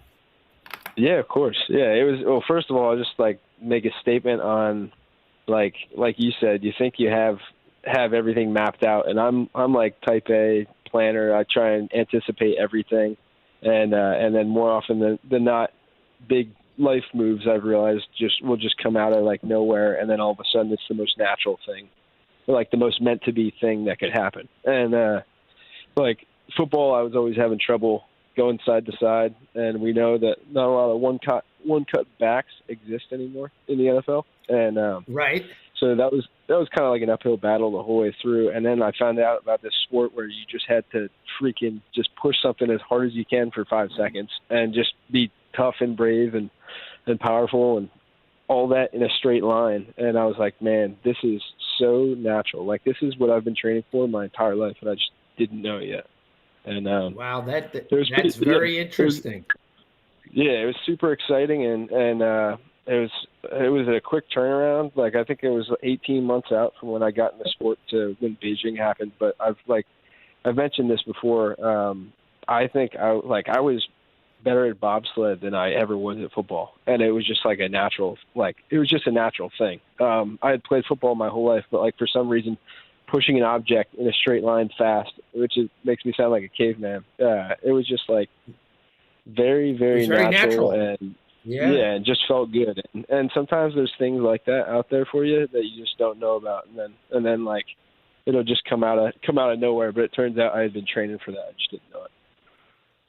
Let me ask you this: the first time just now that so you enter into the bobsled world, it's like a whole different language. It's a whole new ecosystem. How soon do they put you on a bobsled to see what you're made of? Which seems very scary if you've never done it before. So take us through the first couple of times whipping down that track. Yeah, of course. Yeah, there's so I would say most rookies come in and they take you through like a mock It's pretty similar to the combine. They're like pro day drills. Like you do a broad, a vert, a power clean, a 40, or they do a 30 meter, but I mean, same thing. And, right. And they're just getting all your raw numbers and stuff like that. And they're like, okay, does this person have like minimum benchmarks that like you need to have to be on our team? And then I would say from there, probably like half the guys get moved on to the point where, you're sliding, or I mean, even more than that. Sometimes people just need bodies. And so they'll just say like, hey, they won't say you didn't do super well, but they'll be like, hang around for sliding. Like, we might need someone. And but sliding is like a big gut check moment. Like there's people that have been great athletes that have come to the program and they go down the hill once and they get out at the bottom, and there's always that moment where, like, for me, it was I almost fell back on my butt. And like the older guys, the vets were looking at me like cracking up. And everyone asks the same question to that rookie who goes down the first time. They're like, so how'd, like, there's two questions. It's like, how was it? How'd you like it? And then the second one is like, are you going to come back up and go down again for the second trip? And sometimes, like, some people's bobsled career ends after that first run, because it's just like you can't really like explain it. It's people. Yeah, I was going to ask you. I was going to explain. Like, so do the best you can to explain it, because here you are. You're a good, you know, you guys have played football. You got a lot of toughness and you're fearless. But now you get on this bobsled.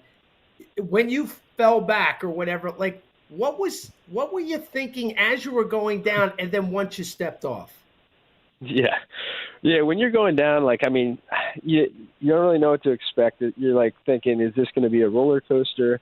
But you pretty soon find out that it's not, because you're not on a track. You're just on a frictionless surface, and you're hoping that the pilot, who's got these two rings in his hand, can like somewhat maneuver on the frictionless surface and navigate all these pressures. And you go from a pretty hard push into like a balled up, cramped position. It's dark in there. You don't really you can't really see. And then you get pushed into like 5G pressures and reach speeds of 80 miles per hour. And it's like pretty hard to breathe. It was disorienting, and then you get out at the bottom, and you're like, "Holy, am I glad to breathe again?" That's crazy. My next question is: do you ever get used to it? Yeah, I mean, it's all like relative, but someone said something good. It was like, it doesn't get any easier. You just get better at dealing with it, which I like it. Right. I like that. Okay. And I'm going to ask you. It's always a freaky thing for sure. Yeah, I don't think humans were made to do that, and the fact that you do it's very interesting to me.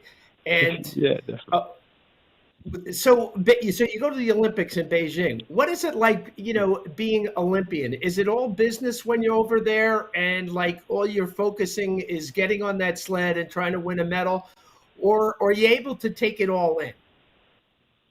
I would say there was an occasional, like I was so like hell bent on just making it to the games and then like doing well at the games that sometimes like I lost sight of the fact that like, whoa, we're in like the Yanqing province of China in a city that just got built in 6 months, and like I'll never be here again in my life. But I feel like I'm on top of the world, like literally and figuratively.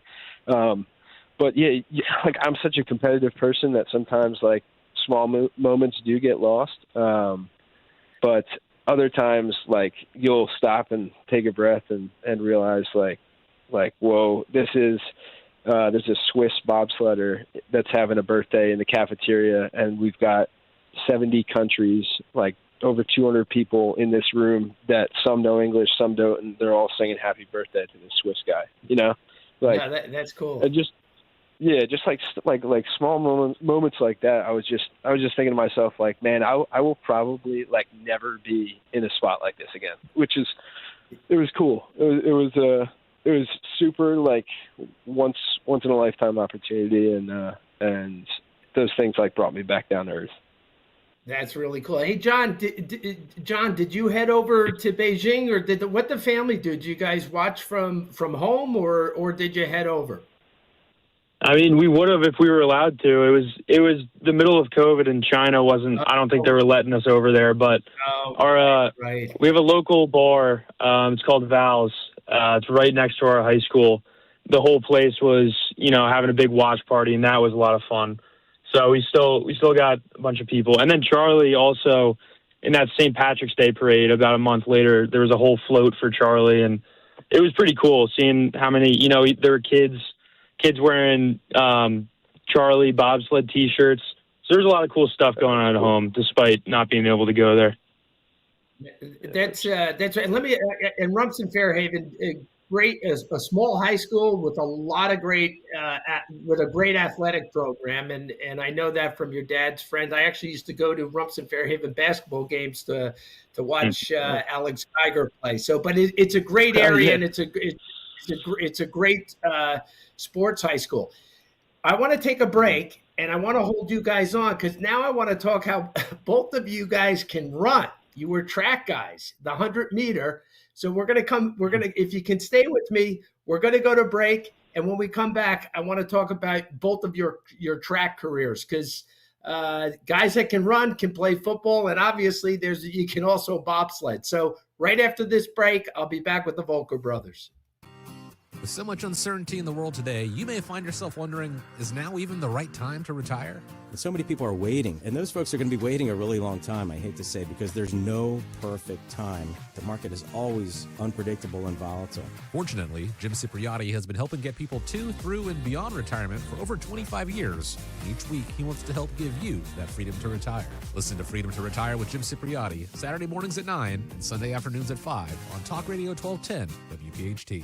Air conditioner, oh air conditioner, will you make it through the summer? If you don't, it'll be a bummer. Start your spring off right. We got huge rebates if that budget's tight. This is Jonathan Cans, and I am not a poet. I am, however, the third-generation owner of Marvin E. Cans Heating and Air Conditioning. We are the mainline's oldest family-owned HVAC company, and we are not private equity-owned. But we are experts in rebates, big ones. And right now, there are up to $2,300 in rebates available. Contact us at marvinecans.com. That's marvinekanze.com.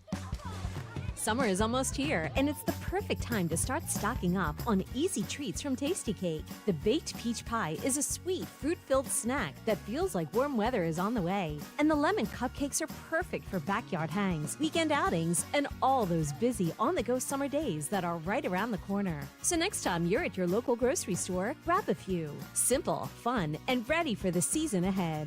Tasty Cake, accept no substitutes. If you're struggling to hear conversations, TV, or the people you love, now there's an easier, more affordable solution without spending thousands. Audion Hearing makes high-quality, rechargeable hearing aids starting at just $98 with free shipping and dedicated one-on-one support in the comfort of your own home. No doctor's offices, no pressure. Clearer hearing delivered right to your door. Join over 1 million happy customers hearing life more clearly. Visit audionhearing.com. That's AUDIEN hearing.com. Does your home never seem to have enough hot water? With the Bradford White Infinity Tankless Water Heater, you'll never run out. The Infinity Tankless heats as much water as you need, whenever you need it. Plus, they're super efficient to save you energy and money. And like all Bradford White water heaters, they're built to be the best for years of reliable performance. So ask your plumbing professional about going tankless with a Bradford White Infinity Series Tankless Water Heater. Visit BradfordWhite.com today to learn more. Hey, it's Nick Cale here. As you know, my teammates from the Piazza Auto Group now include 2 Infinity dealerships, Ardmore and Westchester. Infinity has a new star player in their lineup, the all-new 2027 QX65. This luxury crossover is sporty, smart, and spacious with bold style and dynamic performance. Take it for a test drive today. More good news, 0% financing for 60 months. That is still available on the award-winning QX60 and QX80 SUVs. Visit Infinity Ardmore or Infinity Westchester and tell them Nick sent you. Hey, this is Larry Steinhaus with Investor Schooling. Listen, I know sometimes you worry about coming to see me because you don't want to invest in real estate, because you don't want to deal with toilets, trash, or tenants.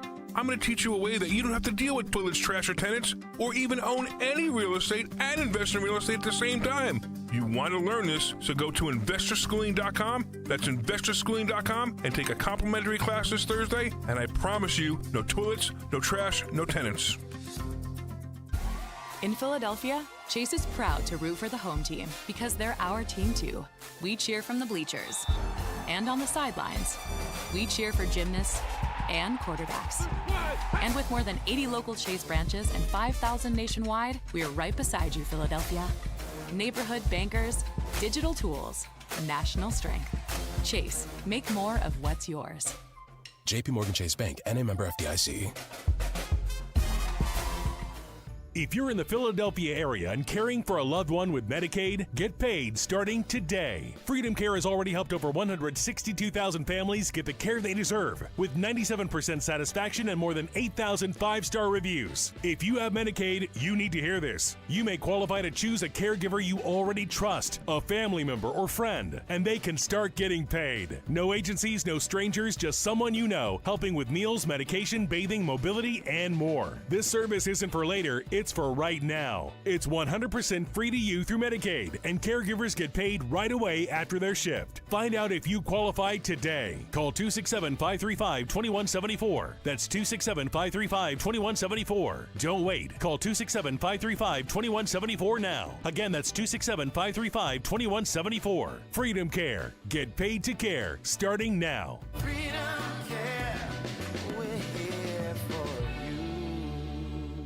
Now you can listen to Talk Radio 1210 WPHT on the iHeartRadio app.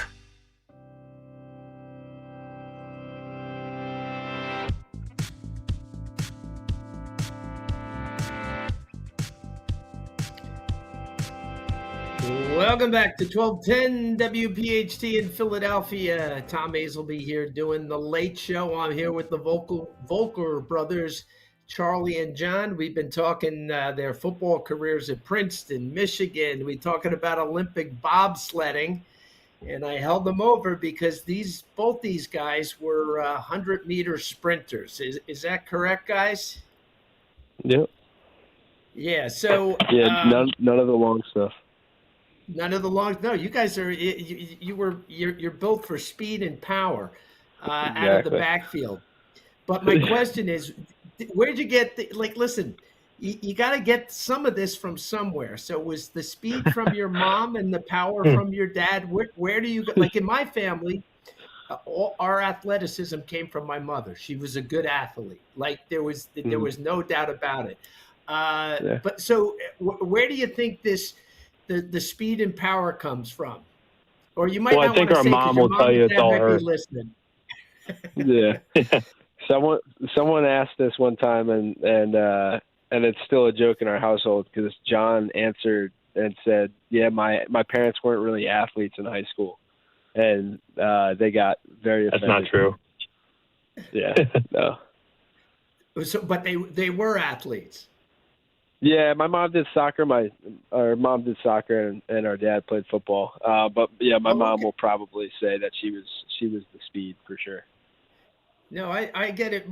We used to say my dad played stickball in Hell's Kitchen. So, but my mom was the real athlete. But some of the, your 100-meter times, Charlie, I saw the video. I actually watched. It's the second time I've seen that video of you winning that 100-meter.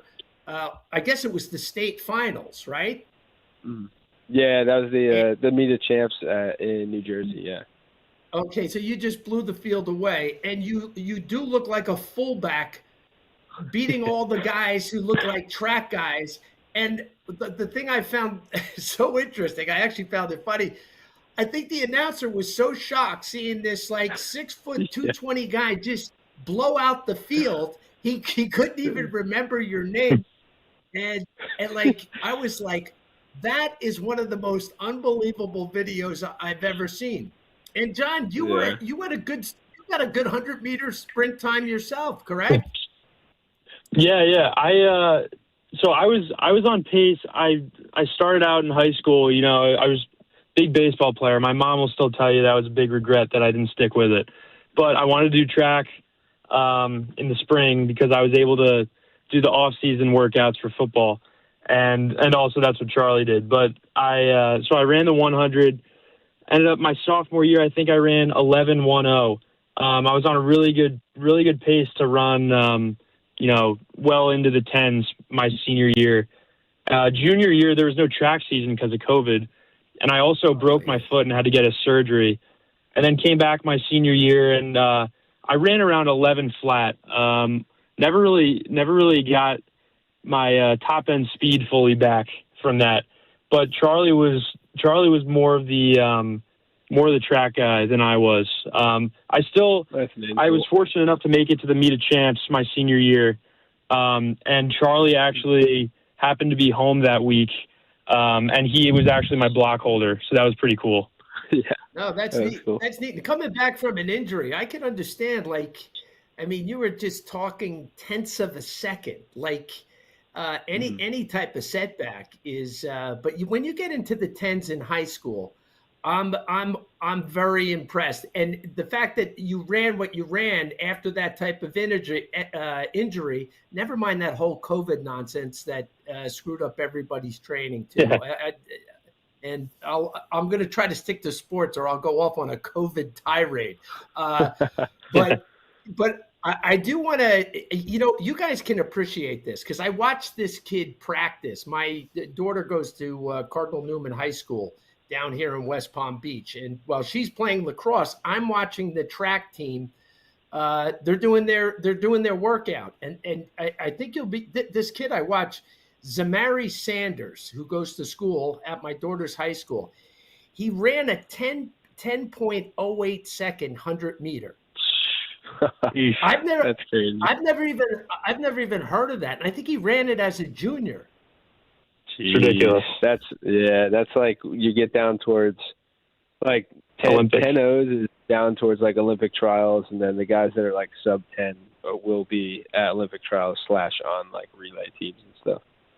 Yeah, but I watch them train. Like they'll be playing. The lacrosse game will be on the field. I'll just be watching him, just his pacing. Like he doesn't have to kill himself because he's way ahead of everyone in their training. But I was just, when I looked up his time, and this is why I started following him, because my daughter would tell me how fast he was, then I looked up his time and I was like, this is unbelievable. I've never heard of a high school kid running this fast, but I'm sure they have. But this time is pretty incredible. I could even tell by your reactions.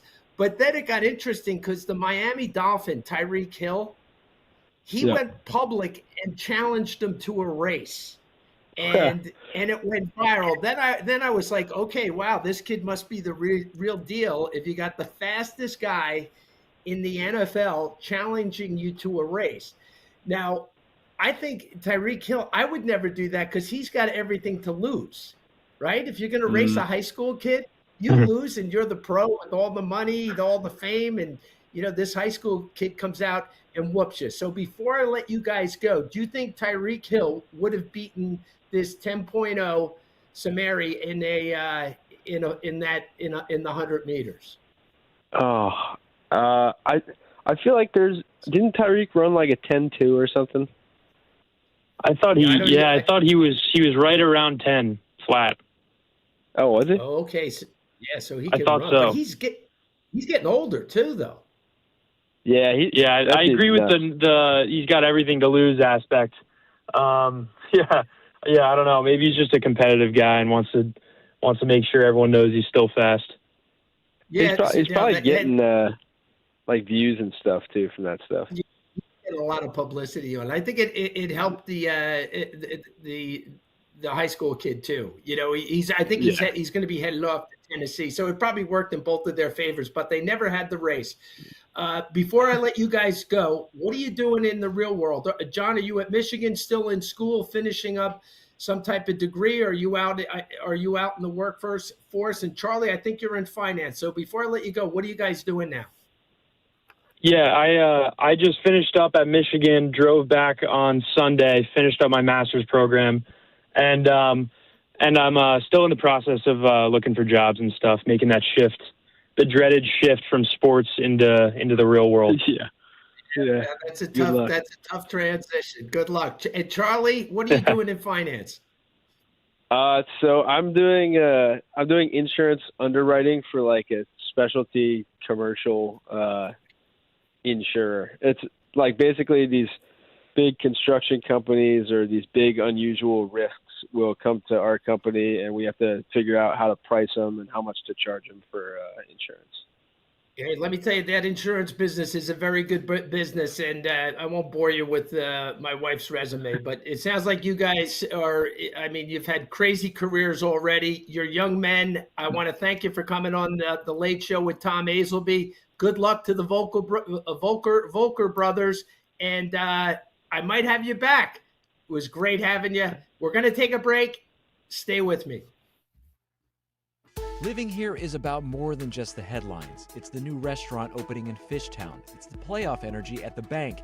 It's the festivals that make your neighborhood feel like home. KYW News Radio brings you the pulse of the Delaware Valley. From service journalism that solves problems to stories that celebrate our culture, we cover the life you're actually living. Authentic, local, factual. KYW News Radio, Philadelphia's most trusted news source. Chuck McDowell here with Red Pocket Mobile. How long have you been stuck with the same phone plan? 2 years? 5? 10? Are you tired of surprise fees and confusing bills? Switch to Red Pocket Mobile. With Red Pocket Mobile, premium 5G plans start at just $10 a month. Pick a plan, lock in your rate, and that's the number you'll see on your bill every month. No hidden fees and no long-term contracts. And here's the kicker. Red Pocket lets you choose from 3 major 5G networks, not just one. Pick the network that actually works where you live and where you work. Try one, and if you like it, keep it. If not, switch to another. Never be stuck with a single network again. Plus, keep your phone, keep your number. Red Pocket Mobile, your new ultimate cell carrier. New customers can switch and save 50%. Choose from all 3 major 5G networks with one locked-in low price and no contracts at redpocket.com. Redpocket.com. Hey, it's Rich Zioli. You know, I love the Second Amendment with America's 250th. I mean, this is a great time to remember our freedom and liberty, and that's what Bob's Little Sports Shop is all about. The entire team at Bob's is all about our Second Amendment and protecting our rights safely and confidently. And ladies, I want to tell you about two great events coming up. The last two women's only shoots for the summer, Sunday, May 17th and Sunday, June 7th, starting at 2 p.m. The event is perfect for beginners or experienced shooters. No firearms ID card and no experience is needed, but you do have to register and it will fill up, so go to bobslittle-sportshop.com. I was just at the last co-ed shoot they did and we had a blast, and I learned so much, and you will too. And you'll have a great time making friends and working on your skills. And Bob's has the best selection of firearms anywhere. So bobslittle-sportshop.com and sign up Sunday, May 17th, Sunday, June 7th. Last ones for the year. This ad sponsored by Bob's Little Sports Shop. My dad passed away unexpectedly. Of course, it was awful in every way, but we are very grateful that he had life insurance. So even after he was gone, he was still able to provide for us. And that's why I have life insurance for my family. Ethos.com.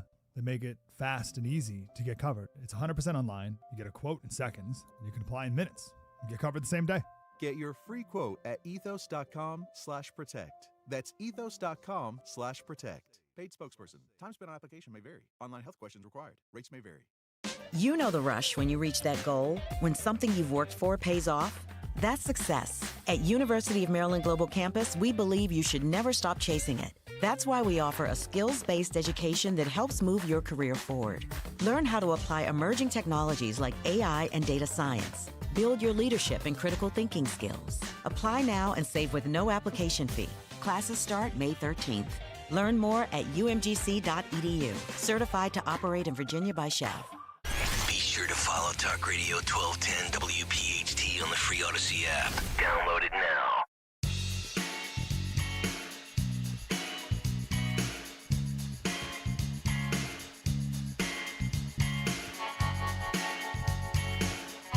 Welcome back to the Late Night Show with Tom Azelby here in Philadelphia on 1210 WPHT. I really enjoyed talking to the Volker brothers.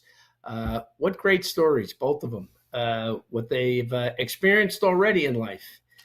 And now they're on to their next journey when they enter the workforce, which has a lot of, you know what, and there's a lot more, you know, the transition is tough, but once you get into it, then a lot of other great things start happening for you. So I wish them, those guys are going to be successful, no doubt about it. So where do we go from here? I want to talk about China's demographic cliff, which looks pretty brutal for China as a country. And the communists always run into trouble. That's what happens.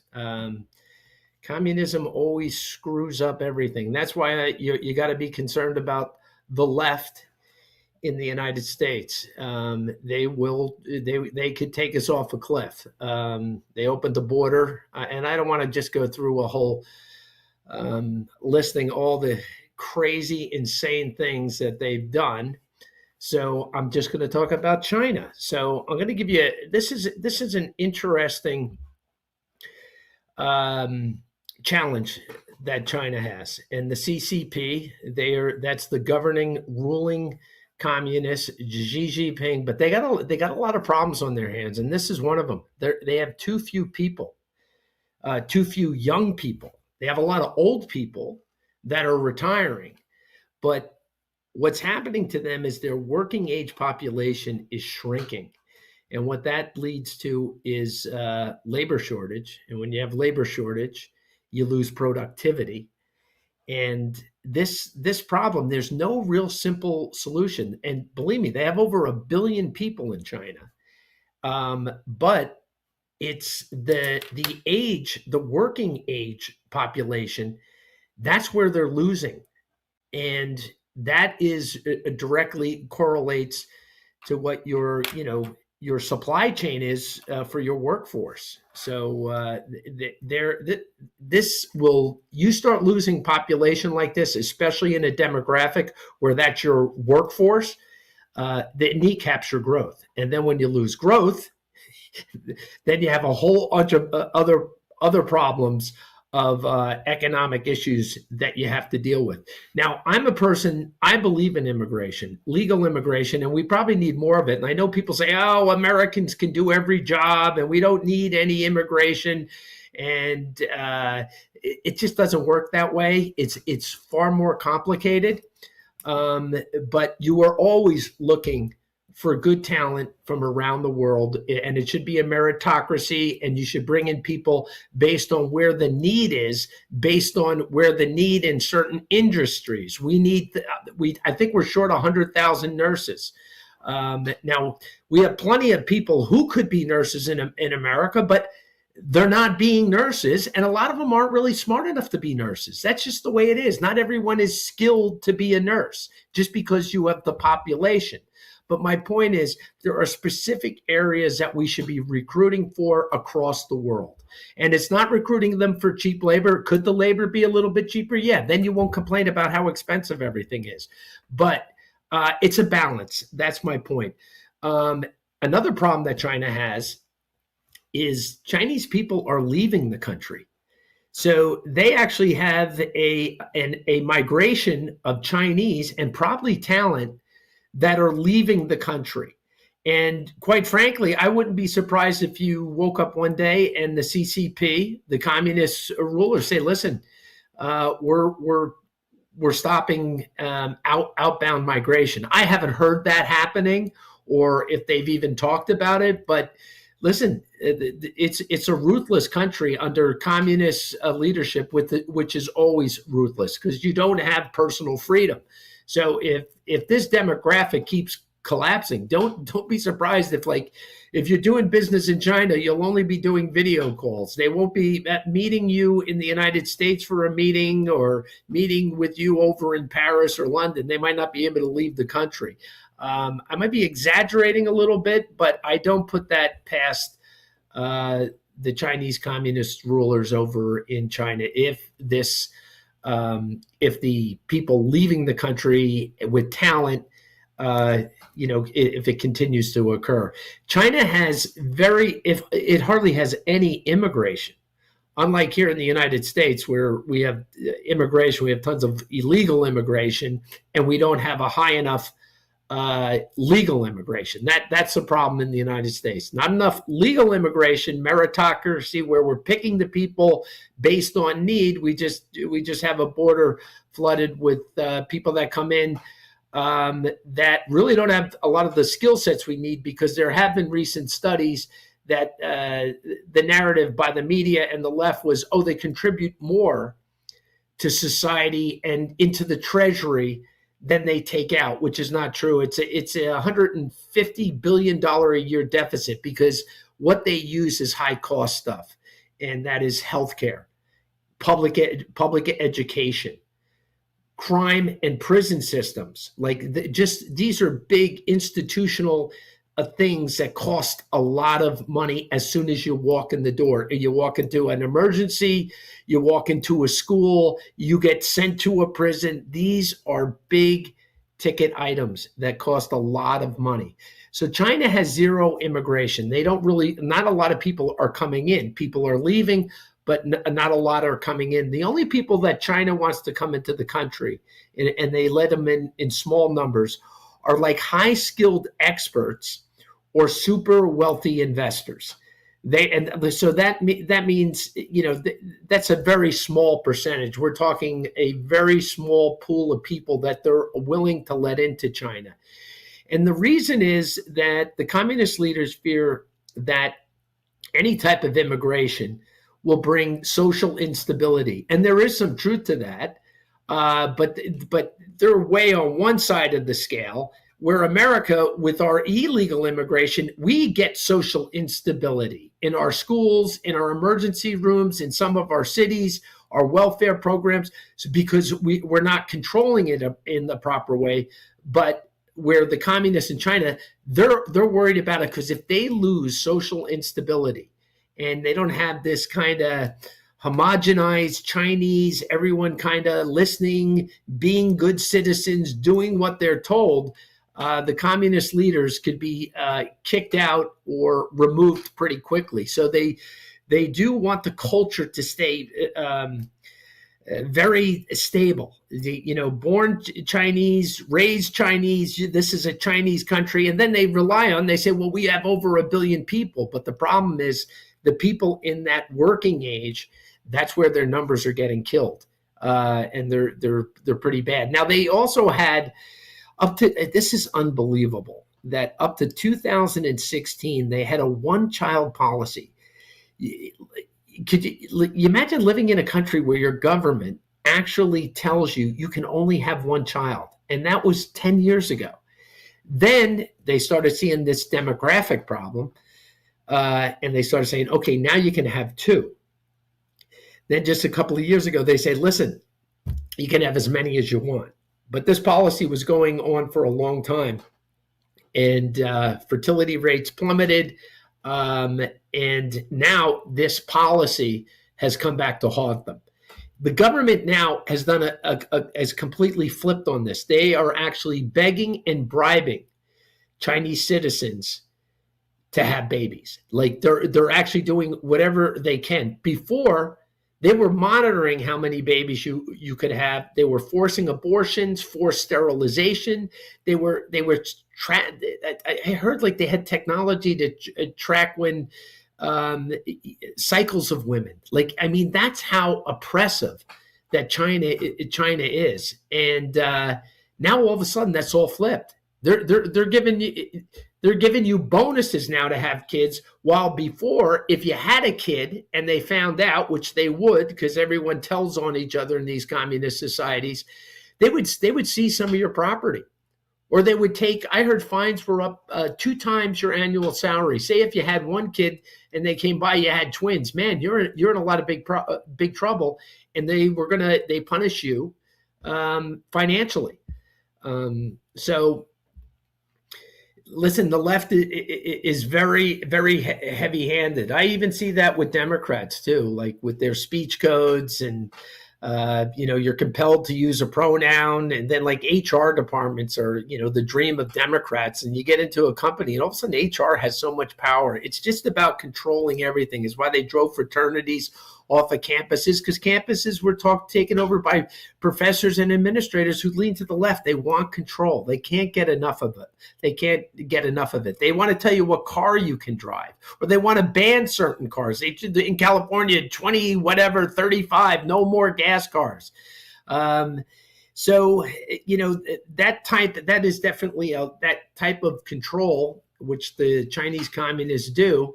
Well, it is coming back to bite them because they have that population problem, and the population is so big. If they started a foreign immigration, I think it might help a little bit, but like they would need millions and millions, and they should be concerned. You can't all of a sudden let millions and millions of people flood into your country because your own birth rates are down. So. They're in a really tough position here. So where that goes, I really don't know. But China has there's a whole list of other issues that China faces in the future. Now, I look at it 2 ways. Either that could provoke a confrontation with us, because when their backs are to the wall, people tend to strike out where they see some type of benefit for taking Taiwan, or going or doing something other nefarious. Like, I don't really know if it's good if China collapses, or do you want to help them to at least try to reform and work with us on things and not steal all our intellectual IP. I don't know, but they got big problems over there. We'll take a break, and we'll be right back. Do you think that banking is boring? At PNC, we know that meeting the banking needs of the community is anything but boring. That's why PNC Bank geared up this year and introduced the mobile branch across the region to bring banking services to underserved neighborhoods. And long before that, PNC Community Development Banking was leading the way in investing in the economic health of our neighborhoods. To see the brilliant results that boring banking can deliver for you, stop into any PNC branch right here in the greater Philadelphia community. PNC Bank, brilliantly boring since 1865. PNC Bank, National Association, member FDIC. 93% of Pennsylvanians killed in a car crash while unbelted could have survived if they just buckled up. One simple click. a second of your time. It's the difference between making it home to your loved ones or not making it home at all. Whether you're a driver or a passenger, make the life-changing choice to wear a seatbelt every drive, every time. It's not just the law, it's common sense. Buckle up, PA.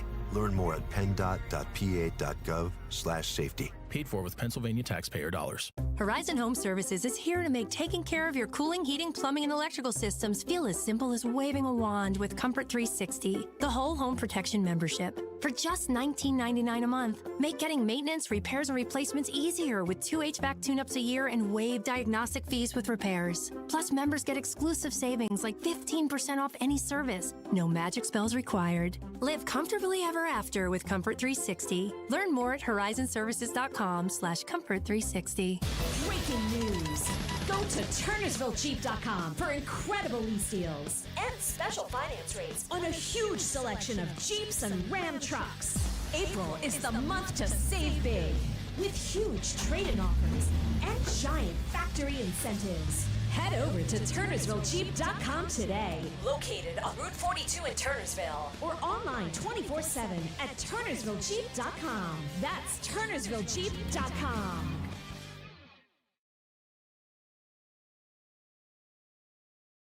When I grow up, I want to be a new pair of blue jeans. When I grow up, I want to be a kid's first computer. When I grow up, I don't want to be a piece of garbage. And if you recycle me, I won't be. Give your garbage another life. Recycle. Learn how at iwanttoberecycled.org. Brought to you by Keep America Beautiful and the Ad Council. This is CBS News on the Hour, your home for original reporting. I'm Michael Toscano. The United Arab Emirates says its air defenses engaged missiles and drones coming from Iran hours after the U.S. and Iran traded fire. But President Trump says the ceasefire holds. The president says it would be obvious if the ceasefire ended. You're just going to have to look at one big glow coming out of Iran. Speaking to reporters on the National Mall, Trump characterized the naval clash as Iran trifling with the U.S. They shot missiles. Every missile was knocked down.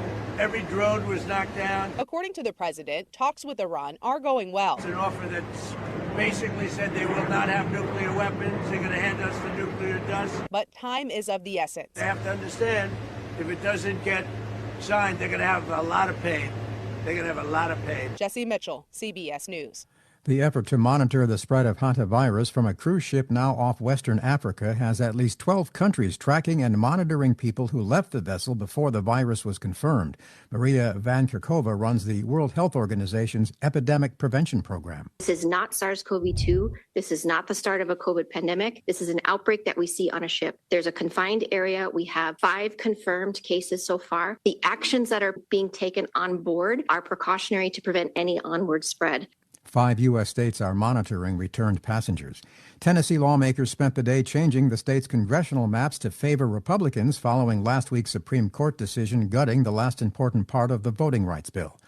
Correspondent Ed O'Keefe reports. Tennessee Democrats could do little more than protest the move, and they did that standing in a line, shouting at Republicans as they voted overwhelmingly to drop the state's one Democratic congressional seat. Authorities removed several individuals during the chaos, while outside the chamber, one State House Democrat burned a copy of the Confederate flag. Other southern states are expected to follow.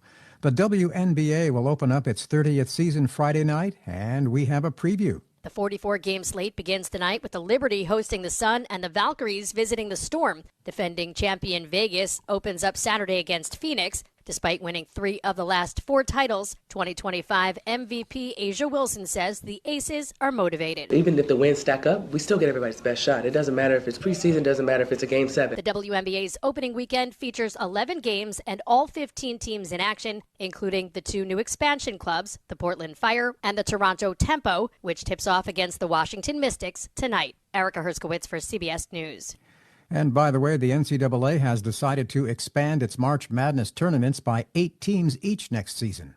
This is CBS News. The stars shine brighter on CBS Morning. This is a slam dunk. So cute. Gail came in singing for me today. On CBS Morning. WPHT HD, WOGL HD3 Philadelphia. From the Piazza Piazza Premium Automobile Studios. Powering your drive with 10 brands and 20 locations. Always live on the free Odyssey app. Live and local with Tom Azelby on Talk Radio 12. 7 years old. You know what? I would have thought he was older. He kind of checked out years ago in the sense because I'm reading, and I probably heard about it 6 or 7 years ago that he was in 2018 he got diagnosed with Lewy dementia, and that's another tough disease, and that's why I thought he might have passed away already, but he died at 87. He's the guy that started CNN, dated Jane Fonda. I think at one point he had the biggest, buffalo ranch in the world somewhere out in Montana. He was a big environmentalist. My guess is I don't know if he was a nutty environmentalist or he's definitely out there, but I don't think he was as kooky or crazy as Jane Fonda is.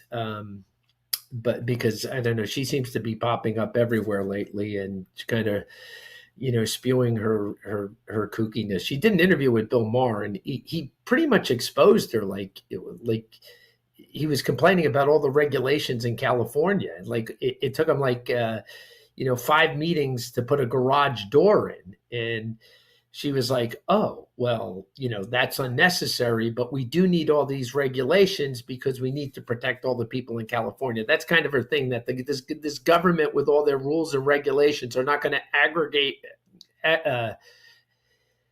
make things worse for you, cost you, make you pay more money, slow everything down you try to do. She thinks that the government is out looking for your best interest, which we all know is government's looking out for government. They're not looking out for your best interest. Not in most cases.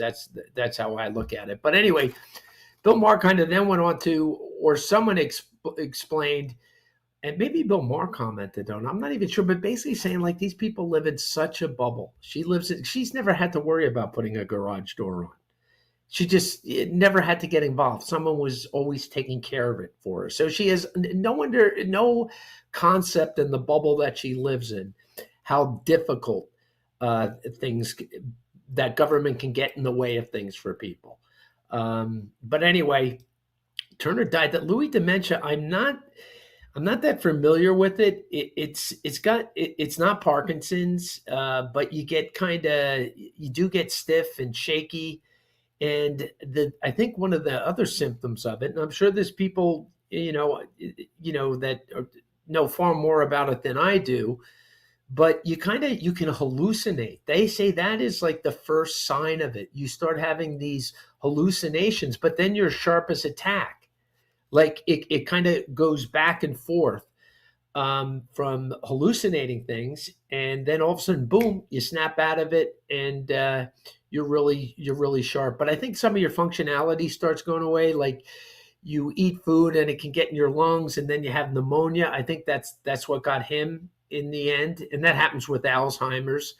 But anyway, the guy lived an interesting life, and he did some incredible things, regardless of what his politics were. He accomplished some really, really incredible things. So God bless him.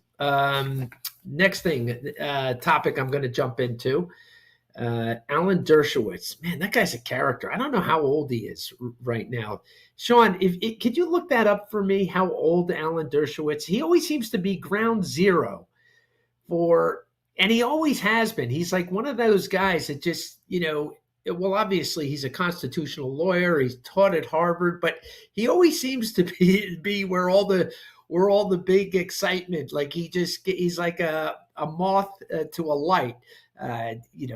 O.J. Simpson trial, he's in the middle of that. The Epstein thing, he's, right in the middle of that. And actually that's the part of Alan Dershowitz, the Epstein thing. That's what I'm going to talk about. Right. So Alan Dershowitz, he is born September 1st, 1938. He is 87 years old. He's 87. Okay. He's 87. He's still pretty sharp. I hear some of his clips. 87. He's still out. He's still out in the getting. He's like the center of attention on a lot of things. But I'm going to get into a little bit of something he released recently about Epstein. And, he nearly got nailed for saying that he was part of the, Epstein abusing of underage women. And I don't believe that was true. I think he was in Palm Beach. He was with his wife and kids. He got a massage by an old Russian lady named Olga. And even some of the family members got massages. But that's the problem with this Epstein kookiness.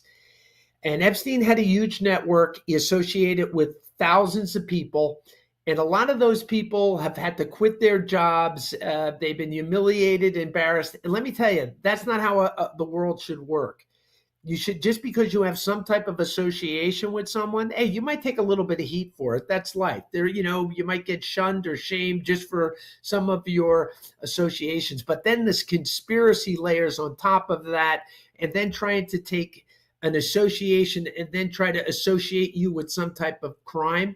Yeah, that's not fair. And that's why investigators, when they do investigations, and it's so hard with the letting all the information, and Trump did it, he let all the files out, and I've said it forever, it's a nothing burger. But when you do that, and your government, you don't want that government to, if you had nothing to do with the crime, but you had other business with the person that committed the crime, and through the investigation, they pick up all this different information that has nothing to do with the crime. Our government was very careful not to expose you because it's unfair and it has nothing to do with the crime. But the Epstein kooks, and a lot of them were on the right. Actually, they were the ones that gave it all its juice and all its energy. And Trump told them, don't do it because it's going to come back to bite me in the ass, because they are the ones that want you talking about it so they can label me with that. And it really backfired. And let me tell you, there's a part of MAGA right now, they're still not letting go of it. But anyway, Dershowitz did get caught up with the Epstein thing. He did work for him. He's a defense attorney. He works with the worst people in the world. And, he, as a constitutionalist and a defense attorney, he represented some people that did bad things, and that's what defense attorneys do. So, but anyway, he had represented Epstein in 2006 in his the Palm Beach case, where he actually got a slap on the wrist, but he was convicted. And I think, believe it or not, Dershowitz got paid. Well, it makes sense. Epstein had a lot of money, regardless if he stole it, swindled it, earned it. I have no idea.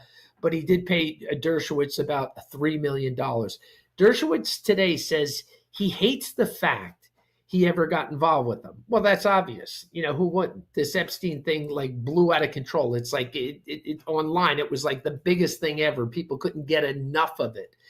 And nothing came of it. He did say this. Dershowitz did say Epstein was not part of the CIA and not part of the Mossad. Now, people who believe he is, who cares what he says? I believe him, but there's millions of people that don't. And did Epstein meet with powerful people, maybe in the CIA, the Mossad, and in government? Yeah, he sure did. This guy was a global financier. People meet with everybody. If you go through anybody who's had a big business career, who is floated in certain circles, you can tie people to anybody. That's just how it works. So, and that seemed to be Epstein's expertise, was meeting powerful people and advising them, and then taking a big chunk of the money. And some actually who looks like they gave him millions and millions actually said he did provide a service, and there were some benefits to hiring him. This is another thing that Dershowitz said about Epstein. He was not a pedophile. Teenage girls, yes, that's me saying that. But pedophiles, and that's another problem with this word pedophile now. Pedophilia is with children that are prepubescent. And now we have everybody in America calling each other a groomer or a pedophile. And I get that. And I'll tell you why I get it. Because years ago, I would say, because I hate when someone would say to you, you'd be debating them about a political issue, right? And you're having a legitimate debate. And you could be talking about crime. You could be talking about elections. You could be talking about anything, but they would pull you're a racist. And that was a way to disparage you and end the conversation. And I always, like, as a joke, and I never did this, but I said, just so be easy to, once someone calls you a racist, to turn around and call them a pedophile, because they're two words that whoever your debating opponent is, those two words shut down it shuts you down. Then the person who was called a racist, immediately goes to try to defend himself that he is, he has friends of color, and it just puts you on a defensive footing where now you have to defend yourself from something you're not.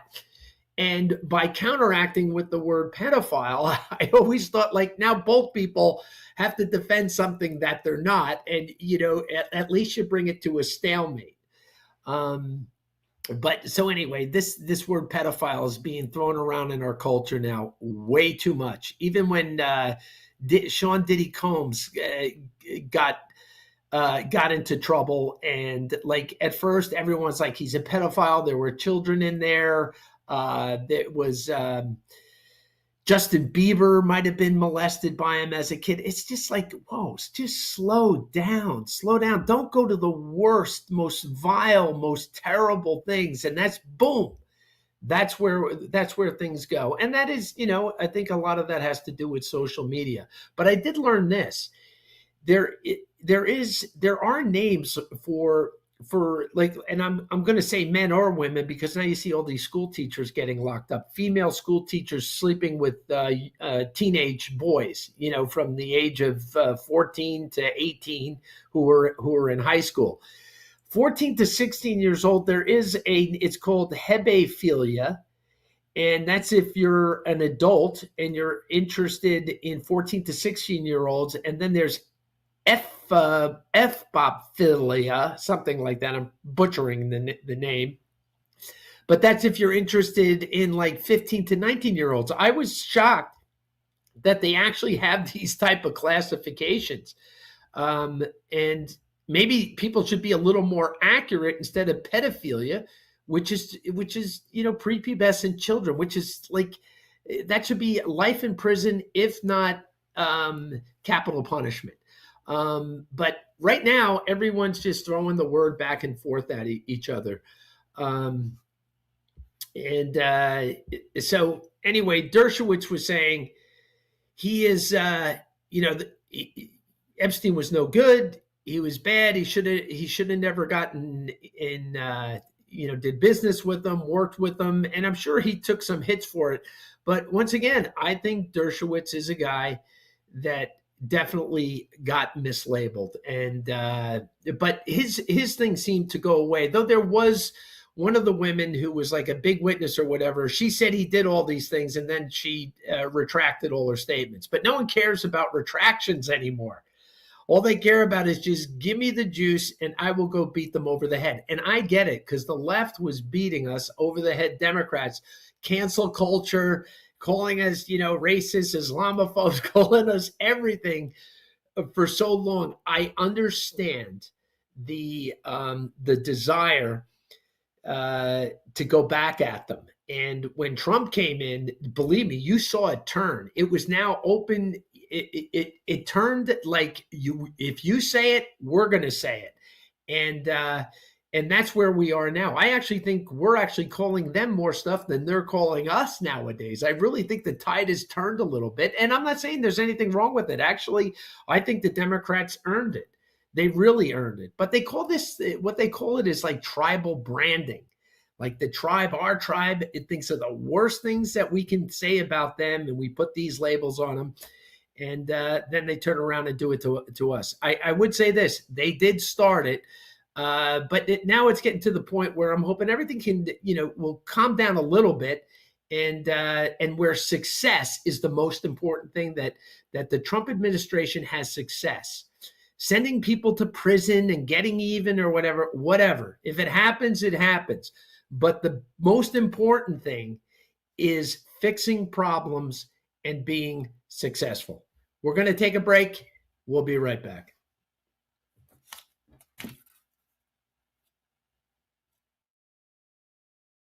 The Conchi Classic is coming on Saturday, June 6th. The event brings cyclists, families, and neighbors together along Fayette Street for a full day of racing, community activity, and connection. This year's event takes place alongside the Conshohocken Arts Festival and Car Show. The Conchi Classic supports Johnny's Place, a local nonprofit working to create housing and meaningful community for adults on the autism spectrum, and is made possible with support from First Trust Bank. For more information, visit johnnysplace.org. That's johnnysplace.org. If you're in the Philadelphia area and caring for a loved one with Medicaid, get paid starting today. Freedom Care has already helped over 162,000 families get the care they deserve, with 97% satisfaction and more than 8,000 five-star reviews. If you have Medicaid, you need to hear this. You may qualify to choose a caregiver you already trust, a family member or friend, and they can start getting paid. No agencies, no strangers, just someone you know, helping with meals, medication, bathing, mobility, and more. This service isn't for later. It's for right now. It's 100% free to you through Medicaid, and caregivers get paid right away after their shift. Find out if you qualify today. Call 267-535-2174. That's 267-535-2174. Don't wait. Call 267-535-2174 now. Again, that's 267-535-2174. Freedom Care. Get paid to care starting now.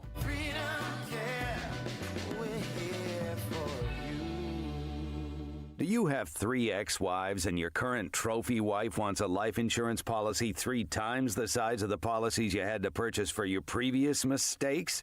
If so, you need to call Big Lou at Term Provider, 800-700-6898. Big Lou is intimately familiar with your problems, and if you're 50 or 60 years old and in reasonably good health, a $1 million policy should only cost about $100 to $200 per month. Big Lou may have a solution for your previous policies as well. You may even save enough money to lighten the load on your new $1 million policy. Remember, call Big Lou. He's like you, except he's only on number 2. Call Term Provider at 800-700-6898. That's 800-700-6898. For $1 million in term life insurance that you can live with. Call Big Lou at 800-700-6898. 800-700-6898.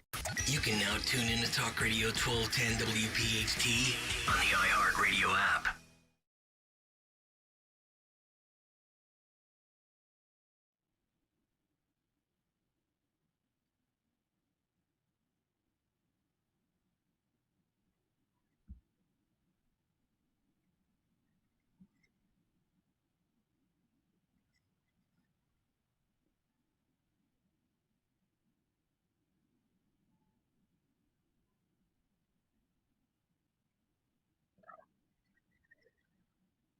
Welcome back to the Late Show on 1210 WPHT here in Philadelphia. This is Tom Azelby. I'll be wrapping up my night gig for the week tonight, and you can find me Saturday morning from 8 to 9. I'll be back to the Tom Azelby Show this Saturday, and we'll be doing our political thing. And then you got Barry Sable, 10 o'clock on Sunday. So we're the weekend crew. I'm going to play a few clips before I got my brother Bob Azelby coming on at 12:30, and he's been a biotech CEO.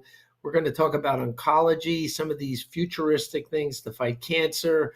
We're going to even talk about how psychedelics, he actually also got into like the neurosciences, and we're going to talk about like some of these psychedelics that might be able to help people with anxiety, depression, PTSD. And so he has been in 2 different lanes in the biotech field, and he'll share some of his insights on that after we get back from the break at 12:30. So there's a big mayor's debate out in Los Angeles, wacky California. And I want to play a clip during the debate. Now, Mayor Bass is the existing mayor. She's taken a lot of heat because that Palisades fire, there was no water. There's all these, it was a disaster. Never mind, LA has spent billions on homeless. They say, oh, they've done so well. They've spent billions and now the homeless numbers are way down. But the problem is the homeless all went into housing. Now they're all coming back out of the housing and living in the street. But I picked this clip because this is where it looks like Democrats want to go in a lot of these blue cities and blue states when it comes to elections. So listen here. Oh, it's number one. I'm sorry, Sean. Number one, Los Angeles mayor's debate. This is a yes or no question and answer. So there's an LA council member. He wants voters to decide. He is saying that non-citizens, should they be allowed to vote in local elections? Is this a yes or no, Mr. Pratt? No. Mayor Bass? It depends. It's not a yes or no. Depends on what? Well, first of all, when you say non-citizens, it doesn't mean they're here illegal. It doesn't mean they're undocumented. They could have green cards. They could be here perfectly legal. And there's a lot of states and cities that do that on very, very local elections. We have to see what the councilman is proposing. Councilmember Bremen. Yeah, I would say, again, it does depend. In other places, school boards have non-citizens. Yes or no? Non-citizens who vote Mr. Fred, I have a question for you. You told NBC News. Okay. So the two women you heard speaking, Mayor Bass, who's running again for the election, she wouldn't answer yes or no, and then she says there's a lot of local elections and just a lot. She says that people that are not citizens get to vote. There might be some school districts in San Francisco. This is not a widespread thing where local governments are allowing people who are not American citizens to vote. This is not going on. It's happening in like managing to the exception. Very few places allow it. And the other woman who answered is even further left than she is. She's a total defund the police, environmentalist, just kind of, she's a national democratic socialist. She's a total, like, if LA elects her, they're gone. Bass is bad enough. But the other woman who gave the same answer wouldn't give a yes or no. They said it depends. It doesn't depend on anything. That's insane. If we start changing rules in elections in the United States, I don't care if it's local, county, state, or the national politics, you start opening up that, oh my God, you got a mess on your hands. But they like a mess. That's why they don't want IDs. They don't want IDs because the more the mess there is, they can manipulate and do what they have to do. And anyone who opposes it is a racist, Islamophobe, immigrant phobe, whatever thing they're gonna throw at you, they will. But they really love confusion, and that would be confusion once you start picking certain elections where you don't have to be a citizen to vote. That's utter chaos. Let's go to Sean. I'm going to skip number 2 and I'm going to go to number 3. And Pratt, it says Pratt and it says stabbed in the neck, and you'll understand what he's saying when you hear the clip. Now, Pratt, before Sean plays that, Pratt was a guy that was on like a reality television show. He played a villain. He's from Los Angeles, but he was an actor. He comes out as he was an independent, but he lost his home in that Palisades fire in Los Angeles. And this guy is hardcore right now. And you could just tell he's probably a guy that was kind of like a moderate at some point. That would be my guess. I'm not 100% sure. I don't think he has a chance winning. I haven't really studied this election. But let me tell you, I love his authentic approach. He's just telling them exactly what's going on, how he feels. And in this clip, you'll see what I mean. Let's play number 3. First, I will go below the Harbor Freeway tomorrow with her, and we can find some of these people she's going to offer treatment for. She's going to get stabbed in the neck. These people do not want a bed. They want fentanyl or super meth. These ideas cost us over $400 million to house for 70, what did you say, 3,000 people for $400 million? This is an absolute failure for both of them. They're a team. So the two other candidates, the one being the socialist, and then you have Mayor Bass, the Democrat. The socialist said, we didn't get the beginning of the question. It was kind of like, what she would do about all the people on the streets and all the narcotics and all the addiction that is out, people shooting up in the streets. And she was saying how, she has this idea for this great treatment. And if we went out and engaged these people and spoke with them, and this guy Pratt's like, you are out of your mind. They don't want any of the things you're selling. They want their fentanyl. They want the crack. They want the cocaine. They don't want anything that you're saying that you can go out into the streets with these social workers and persuade these people to come with you and heal themselves and get better. He's telling her, you go out there, you'll get stabbed in the neck, because they don't, well, obviously she would go with a security team, I'm sure.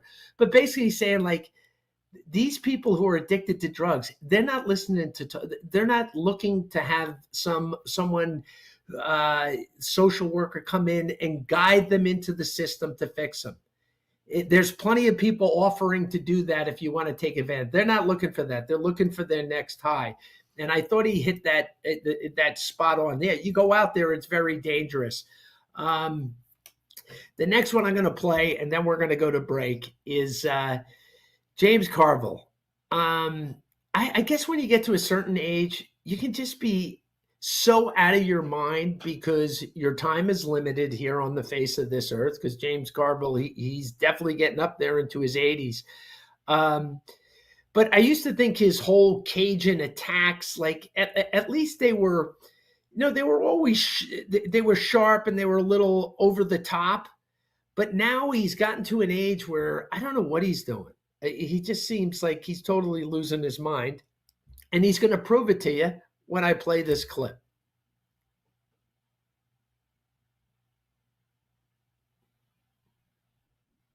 Oh, cut 5. I'm sorry. Cut 5. I had a very interesting thing happen to me at the Kentucky Derby, and I want to share it with you. There's a lot of people dressed up, particularly women, get hats and they get dressed up, and it's much more diverse than you think. And I had a very elegant lady, I'd say lady, I mean, she was dignified and highly educated at an MBA from Vanderbilt or something. And she says, James, our friends and I love it when you talk nasty about Trump. Just use all the language you can. But she says, you know what? When I see his face, it reminds me of the backside of my husband's scrotum. Yeah, that's what it is. You look like the backside of a nutsack. That's what you are, Trump. Okay. No wonder Lindsey Graham's always trying I can't even take it anymore, Sean. I don't know if that really happened or he something that never happened. But no one's enjoying it anymore. I don't even think someone who's really looking to defeat and win the midterms with Democrats, or they want whoever to be their presidential candidate. I think people are like, this guy ain't helping anymore. He's not helping anymore. He's outrageous. And, if I see him, I'll listen to it, but he's throwing out no value. There's no value in what he's saying anymore. And at one point he was a Democratic operator. He was effective, especially with working class. He's an ex-Marine, but he's totally lost his mind. And I don't even think anyone in the family can rein him in, or anyone in politics who knows him. No one can rein him in anymore, because I just think he's gotten to that age where he's just, I don't know, he's just maybe just so pissed off he just can't control himself anymore, and he knows there's no consequences. And the truth is, consequences make people behave themselves. But obviously, James Carville is beyond that, because who knows how much time he has on Earth. Though he looks perfectly healthy, but he's totally lost his mind. And with that, so I don't lose my mind, we're going to go to break, and we're going to be coming back with my brother Bob. Experience class. Talk Radio 1210 wants you to know Operation Serve Our Heroes is a monthly Veterans Food Pantry, the third Saturday of the month at St. Matthew's in Conshohocken. Details at theinfinitemission.org. Habitat for Humanity builds houses and so much more. Help build and help a family build hope. Visit habitat.org. And remember, you're not alone. There's a new national hotline for mental health distress, 988. Call or text 988 and you'll be connected with trained counselors. Find out more at 988lifeline.org. Do you have 3 ex-wives and your current trophy wife wants a life insurance policy 3 times the size of the policies you had to purchase for your previous mistakes? If so, you need to call Big Lou at Term Provider, 800-700-6898. Big Lou is intimately familiar with your problems, and if you're 50 or 60 years old and in reasonably good health, a $1 million policy should only cost about $100 to $200 per month. Big Lou may have a solution for your previous policies as well. You may even save enough money to lighten the load on your new $1 million policy. Remember, call Big Lou. He's like you, except he's only on number 2. Call Term Provider at 800-700-6898. That's 800-700-6898. For $1 million in term life insurance that you can live with. Call Big Lou at 800-700-6898. 800-700-6898. A message from Tia Mori, actress and Fair Celebrity Ambassador. Game day isn't staged. It's lived. It's the shopping, the cooking, the laughter. For families managing food allergy, that same spirit of preparation means everything. Because food allergy isn't a lifestyle. It's a serious, life-threatening disease that can change everything in a moment. But being ready changes the story. It's knowing the signs, having a plan, and carrying epinephrine everywhere life takes you.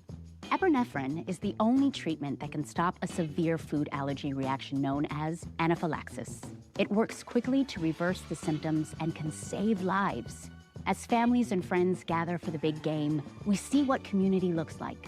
It's one built on awareness, care, and love in action. Because readiness doesn't take away the risk. It brings back the joy. When you're ready to act, you're ready to live. Visit foodallergy.org/ready to act to learn more. Keeping free speech alive. Odyssey's #1 talk station. Talk Radio 1210. WPHT. WPHT.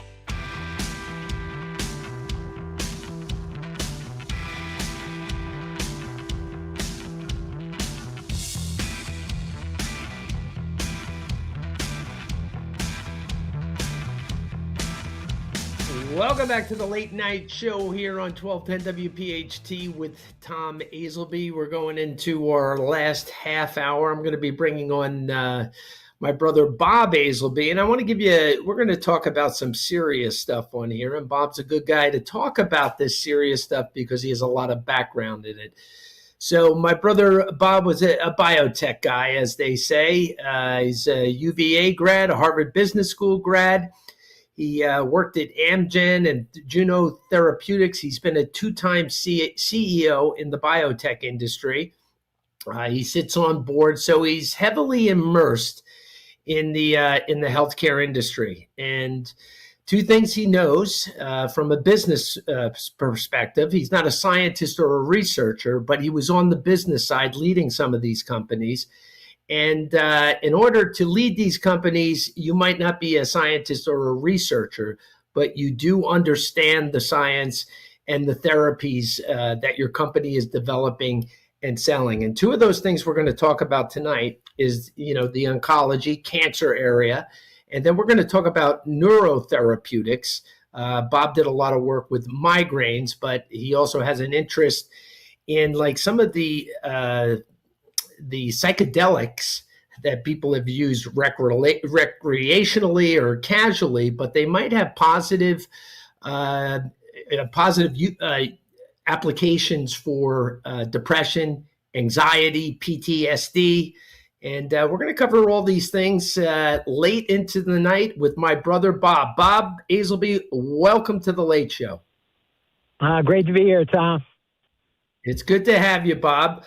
The first thing I want to ask you about, and obviously cancer is brutal for family. Everyone's experienced it with family and friends, but I kind of like some of the areas of cancer research and therapies that you've been involved in, because they definitely bring hope, and they also are kind of bringing other, some of the immune therapies that they have, immunotherapies that they have. We have them now, and they're only going to get better in the future. And I know you were involved with CAR T therapy, and I still think a lot of people don't understand it. To me, it's futuristic. The CAR T therapy that you worked in was for certain blood cancers. Tell people how it's different than the treatment that everyone thinks of with cancer, which is chemotherapy, which everyone knows it beats you up. And it's difficult when you have to get treated that way and go through that process. So if you give people how this CAR T therapy and its futuristic kind of application has been helping people. Yeah, no, very good. Very good question. So as you know, with chemo, basically chemo goes in and kills the cancer, which are the cancerous cells, but also kills the good cells. And basically it mainly works on not allowing the cancer to replicate itself, because cancers are your own cells just replicating uninhibited, right? And so that's why they just continue to grow. And so my first experience with immunotherapy, the crazy thing is this cancer grows in everyone's body, and yet your fighting mechanism, your immune system, travels right around the cancer and doesn't recognize that this stuff is bad for you because they actually think it belongs there. And so my first experience with an immunotherapy was at Amgen, and we had a drug called Blincyto. And Blincyto it was a drug that was able to go in and attach itself to the cancer with one hook. And then with the other hook would grab a T cell and drag the T cell in, and at that point, the T cell would finally recognize the cancer and destroy the cancer, because T cells are amazing in terms of if they recognize the cancer, they kill it instantaneously. So that was the first experience with it. And then I had an opportunity to go to Juno Therapeutics, which was taking it to a whole new level, which was we were taking out a cancer patient's T cell. So imagine a patient that was very late line blood cancer. In this case, was diffuse large B cell, and they only had, let's say, 8 to 12 weeks to live. So you start with these therapies at the very end of the progression of the disease. And basically, what Juno was able to do was through a process called leukapheresis, where they take your blood and then they suck out the T cells. Then we ship the T cells to Seattle. And then we were able to genetically engineer a person's own cells to recognize the cancer in their body. And we would grow them, feed them in a warm bath, grow them to about 100 million cells. It takes about 3 weeks to grow the product. And then we'd ship the patient back their cells, and they would be infused. And we were able to cure about 4 out of 10 patients in relapsed refractory diffuse large B cell, which was never done before. And it just really showed the power of leveraging the immune cells, or your own immune cells, to recognize the cancer and actually kill it. So let me ask it this way. So, and you're explaining something that I really didn't know, that your cancer cells, which are in your body, all your other immune system cells that would normally kill an invader, the cancer kind of pretends they're one of your cells. So your own immune system cells that like to kill off bad things kind of leaves them alone. And they are your own. Sorry, Tom, keep going. Yeah, no, you're right. They are your own cells. So they kind of say, hey, these guys are the good guys, but they don't know they've turned bad on them. I guess that's the way I'm putting it in layman terms. But when you you're actually, like, people, when you take these cells out, you take it out in blood form, right? You take people's blood out, and that's where you go in to find the cells or that will go back into fight. Explain that a little bit better in very simple terms.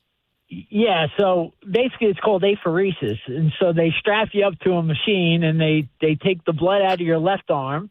They run it through a machine which pulls out your T cells, right? And then the blood runs back into your body. Got it. So they're not really taking blood. It's a process where a machine's able to extract the T cells. And in late-line cancer patients, sometimes you don't have very many T cells because the chemotherapy or the other oncolytic agents you've taken have really beaten down your immune cell. And so sometimes you're starting product is very, very challenged, meaning they're weak, they're small in number, and so it takes a little bit to get those cells to actually start to grow and replicate. It's almost like taking your T cells to a spa for 3 weeks to grow them, to make them stronger, to build an army, to go back in your body to fight the enemy. And then when the T cells go in, you've manipulated them that they now recognize the enemy, which are your own cells, but they're the cancer cells, and they go in to destroy them. Yeah, and the amazing thing is, and you get some serious toxicities associated with that, Tom, because that exact reason. So these T cells have been floating around your body, and they haven't recognized the cancer. Then we put in cells that do recognize the cancer, and they go, oh, my goodness, look at all this cancer in here. And then they start eating all the cancer, and then they call in reinforcements. So you start getting a total production of T cells, which is called cytokine release syndrome, which can actually end up killing you, right? It's a very serious process, and they figured out a way to manage that. The other toxicity associated with is neurotoxicity, because you have so many T cells flowing through your body and into your brain that you can kind of lose consciousness or not know where you are and the likes of that. And so, we've learned a lot over that, but just imagine all of a sudden all your T cells say, oh, my goodness, look at all this stuff. I didn't even know this was here, and they start to go to work. Right. And like anything, it's probably it's a delicate experiment when it goes in there. Like, there's risk. That's basically what I'm saying. When it does work, like you said, 4 in 10, when it works, it's great, but it's not a cure-all all the time. That's kind of what I'm taking from it.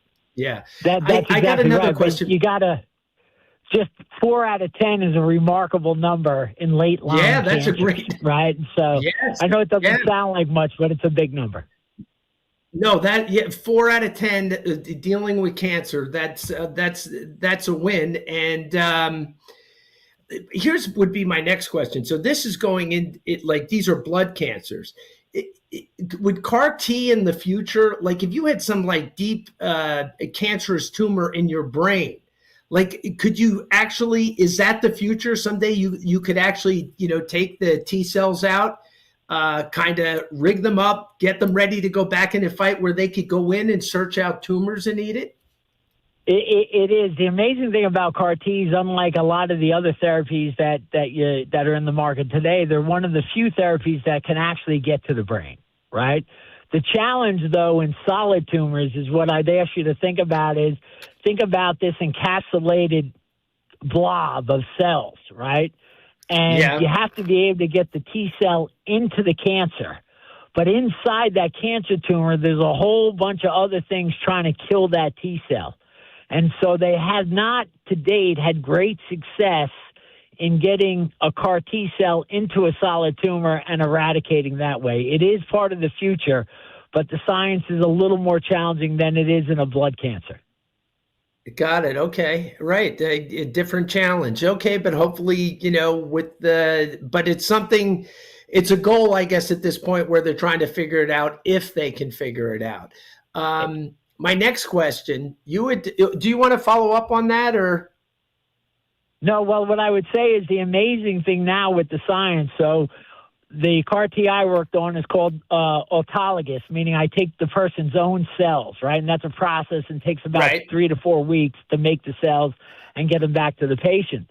Then they made what they call allogeneic CAR Ts. And basically that was, hey, we'll take a healthy person's cells, genetically modify those cells, and then put it into the cancer patient to have the T cells recognized. The challenge there is because you're using someone else's T cells, your body rejects the new T cells that come in. So that's been a challenge for those products to come in and be able to sustain their impact on the cancer. So really amazing science that you have to, using the person's own cells is much better so far than using, someone else's cells that have been genetically modified.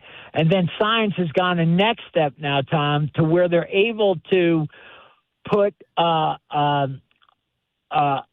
drug, a lipid particle into the body now, and this is the newest science, which actually goes to to the T cells and puts instructions into the T cell to create a CAR T cell. So you don't even have to take the cells out of the body anymore. You're actually being able to manipulate your own T cells to recognize the cancer, and that's the future going forward. You know, a lot of risk associated with that, but there's early signs that that's going to work, and therefore you don't have to take 3 or 4 weeks to make the drug for the individual patient. So, and just in simple terms, I hear this, it seems more natural, more organic, very futuristic. You're using their own immune systems to kind of fight whatever deadly disease is in their body, compared to, the traditional chemotherapy where you go in there and you're kind of just blowing everything out with chemicals.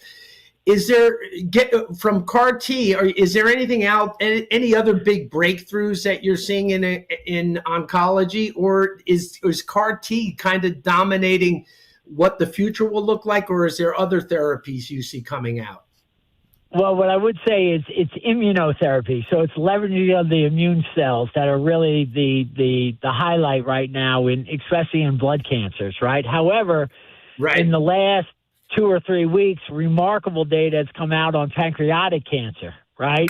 To where they've been able to identify a mechanism that drives the growth of cancer and pancreatic cancer. And right now, none of the therapies work very well.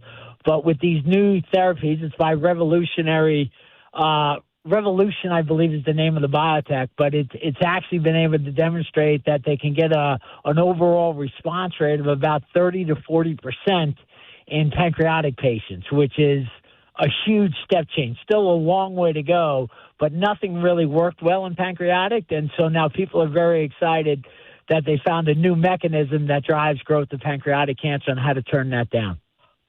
Wow, yeah, because everyone with pancreatic cancer, that's always like everyone's, oh God, but you know what? That's good news. And that's hearing that there is something at least going in the right direction there.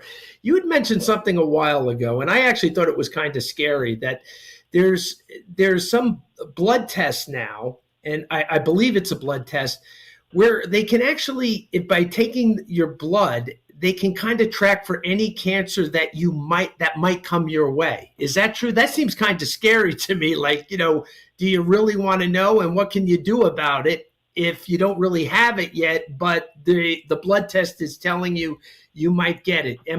Is this sci-fi, or is this coming down the road? No, it's here. It's here, and it's a company called Grail, Grail. And basically you take a blood sample, and by studying the blood, because cancer gives off certain signals or certain cells, that they can actually detect cancer in your body by tumor type of where that cancer resides. And so the theoretical approach there is, if you know you have cancer, let's say they say it's lung cancer, then you can go to your doctor and then they'll scan you, and if they need to remove it, they can remove it at a much earlier stage than, because most people don't know they have cancer until it's later stage. With this blood test, you can identify it really early on and get it taken care of. One of the challenges associated from a health economics perspective is, we really don't know if you have stage 1 cancer, does it automatically grow to stage 4, right? And maybe some people have cancer in the body, but they just don't know that it's going to grow. And where people are a little bit worried about is, wow, if everyone knows of every cancer they have and they need to get it removed, it may blow up the whole healthcare system. But the science is absolutely amazing. Wow, that's interesting stuff. Let's move now. You do have some background in biotech and neuroscience. You led a company that had a treatment for migraines, and this leads to your interest in what some people, I think, label as psychedelic assisted therapy, helping people with mental health issues, anxiety, depression, PTSD, maybe even addiction. And we're now talking about like mushrooms, toad venom, synthetic stuff like Molly and ecstasy, that some of these things are actually showing promise for some of the mental health things I just listed. Tell us a little bit about that. Yeah, no, so to me, I think there's great promise here, right? But there's still a lot to learn. And so at one company I worked on, I was in major depressive disorder, and that's where I got introduced to the psychedelics. And currently today, there's a drug out there called Spravato by J&J. It's esketamine, right? So you kind of go into you become disassociated with the real world.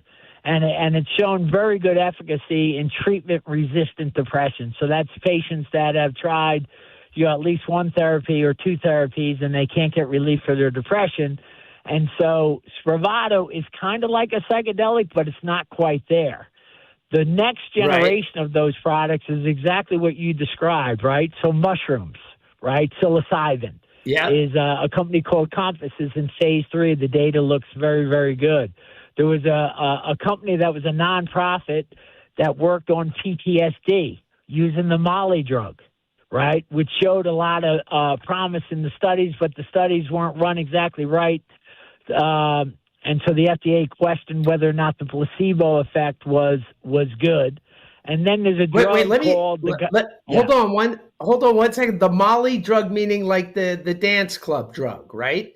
Like that what people would take when they would go to clubs. And that's a synthetic drug. And what was taking Molly? In the study? What did it actually? What was it taken for? And what was the proposed thing that it was curing or helping? Yeah. So the amazing thing was, and then it's called psychedelic assisted therapy. So when you take the drug, you're sitting alongside a therapist. Right. And so in PTSD, post-traumatic stress disorder, most people associate that with military folks, right? That's kind of where it goes. But, 80% of the patients are really women who were either physically or sexually abused in their earlier years, and that comes back. And so, just like a movie would show you, you're sitting there and then you have a flashback. And so the theory behind this drug was the Molly drug really relaxes you, right, and calms you. And then a therapist is able to talk you through. And this is like an 8-hour event, and then it happens over multiple days, that as you're in the state of the Molly drug, you can actually go down and identify this memory that only pops up at certain times. And on the Molly drug, because you're so relaxed, you can actually talk about it. And the therapist helps you work through it. And the results were amazing, right? But the bit of a challenge you have in what they call a double-blind placebo-controlled study is, one person's taking the drug, another person's taking a placebo, right? In this place, that's happening, but also the patient in either arm is also getting a therapist. So how do you know that the one therapist is not better than the other therapist? So at the end of the day, when the drug shows positive, you're not sure if it was because of the drug or because of the therapist. Hey, Bob, here comes the music. Let me tell you, you put a lot of information out there tonight. It was all good. I had a bunch of other questions for you, but that was you took us through a lot of the great things that are going on in biotech, and it's great for people to hear because it gives them hope for the future. Everybody, I'm done tonight. I'll see you Saturday, 8 to 9 on the Tom Azelby Show, coming on Saturday. Thank you. Have a good night.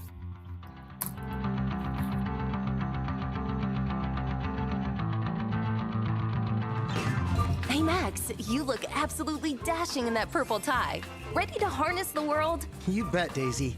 I'm ready as I'll ever be. And might I say, your purple tie really pops with your vest. Thanks. I almost went with a cape, but didn't want to come across as pretentious.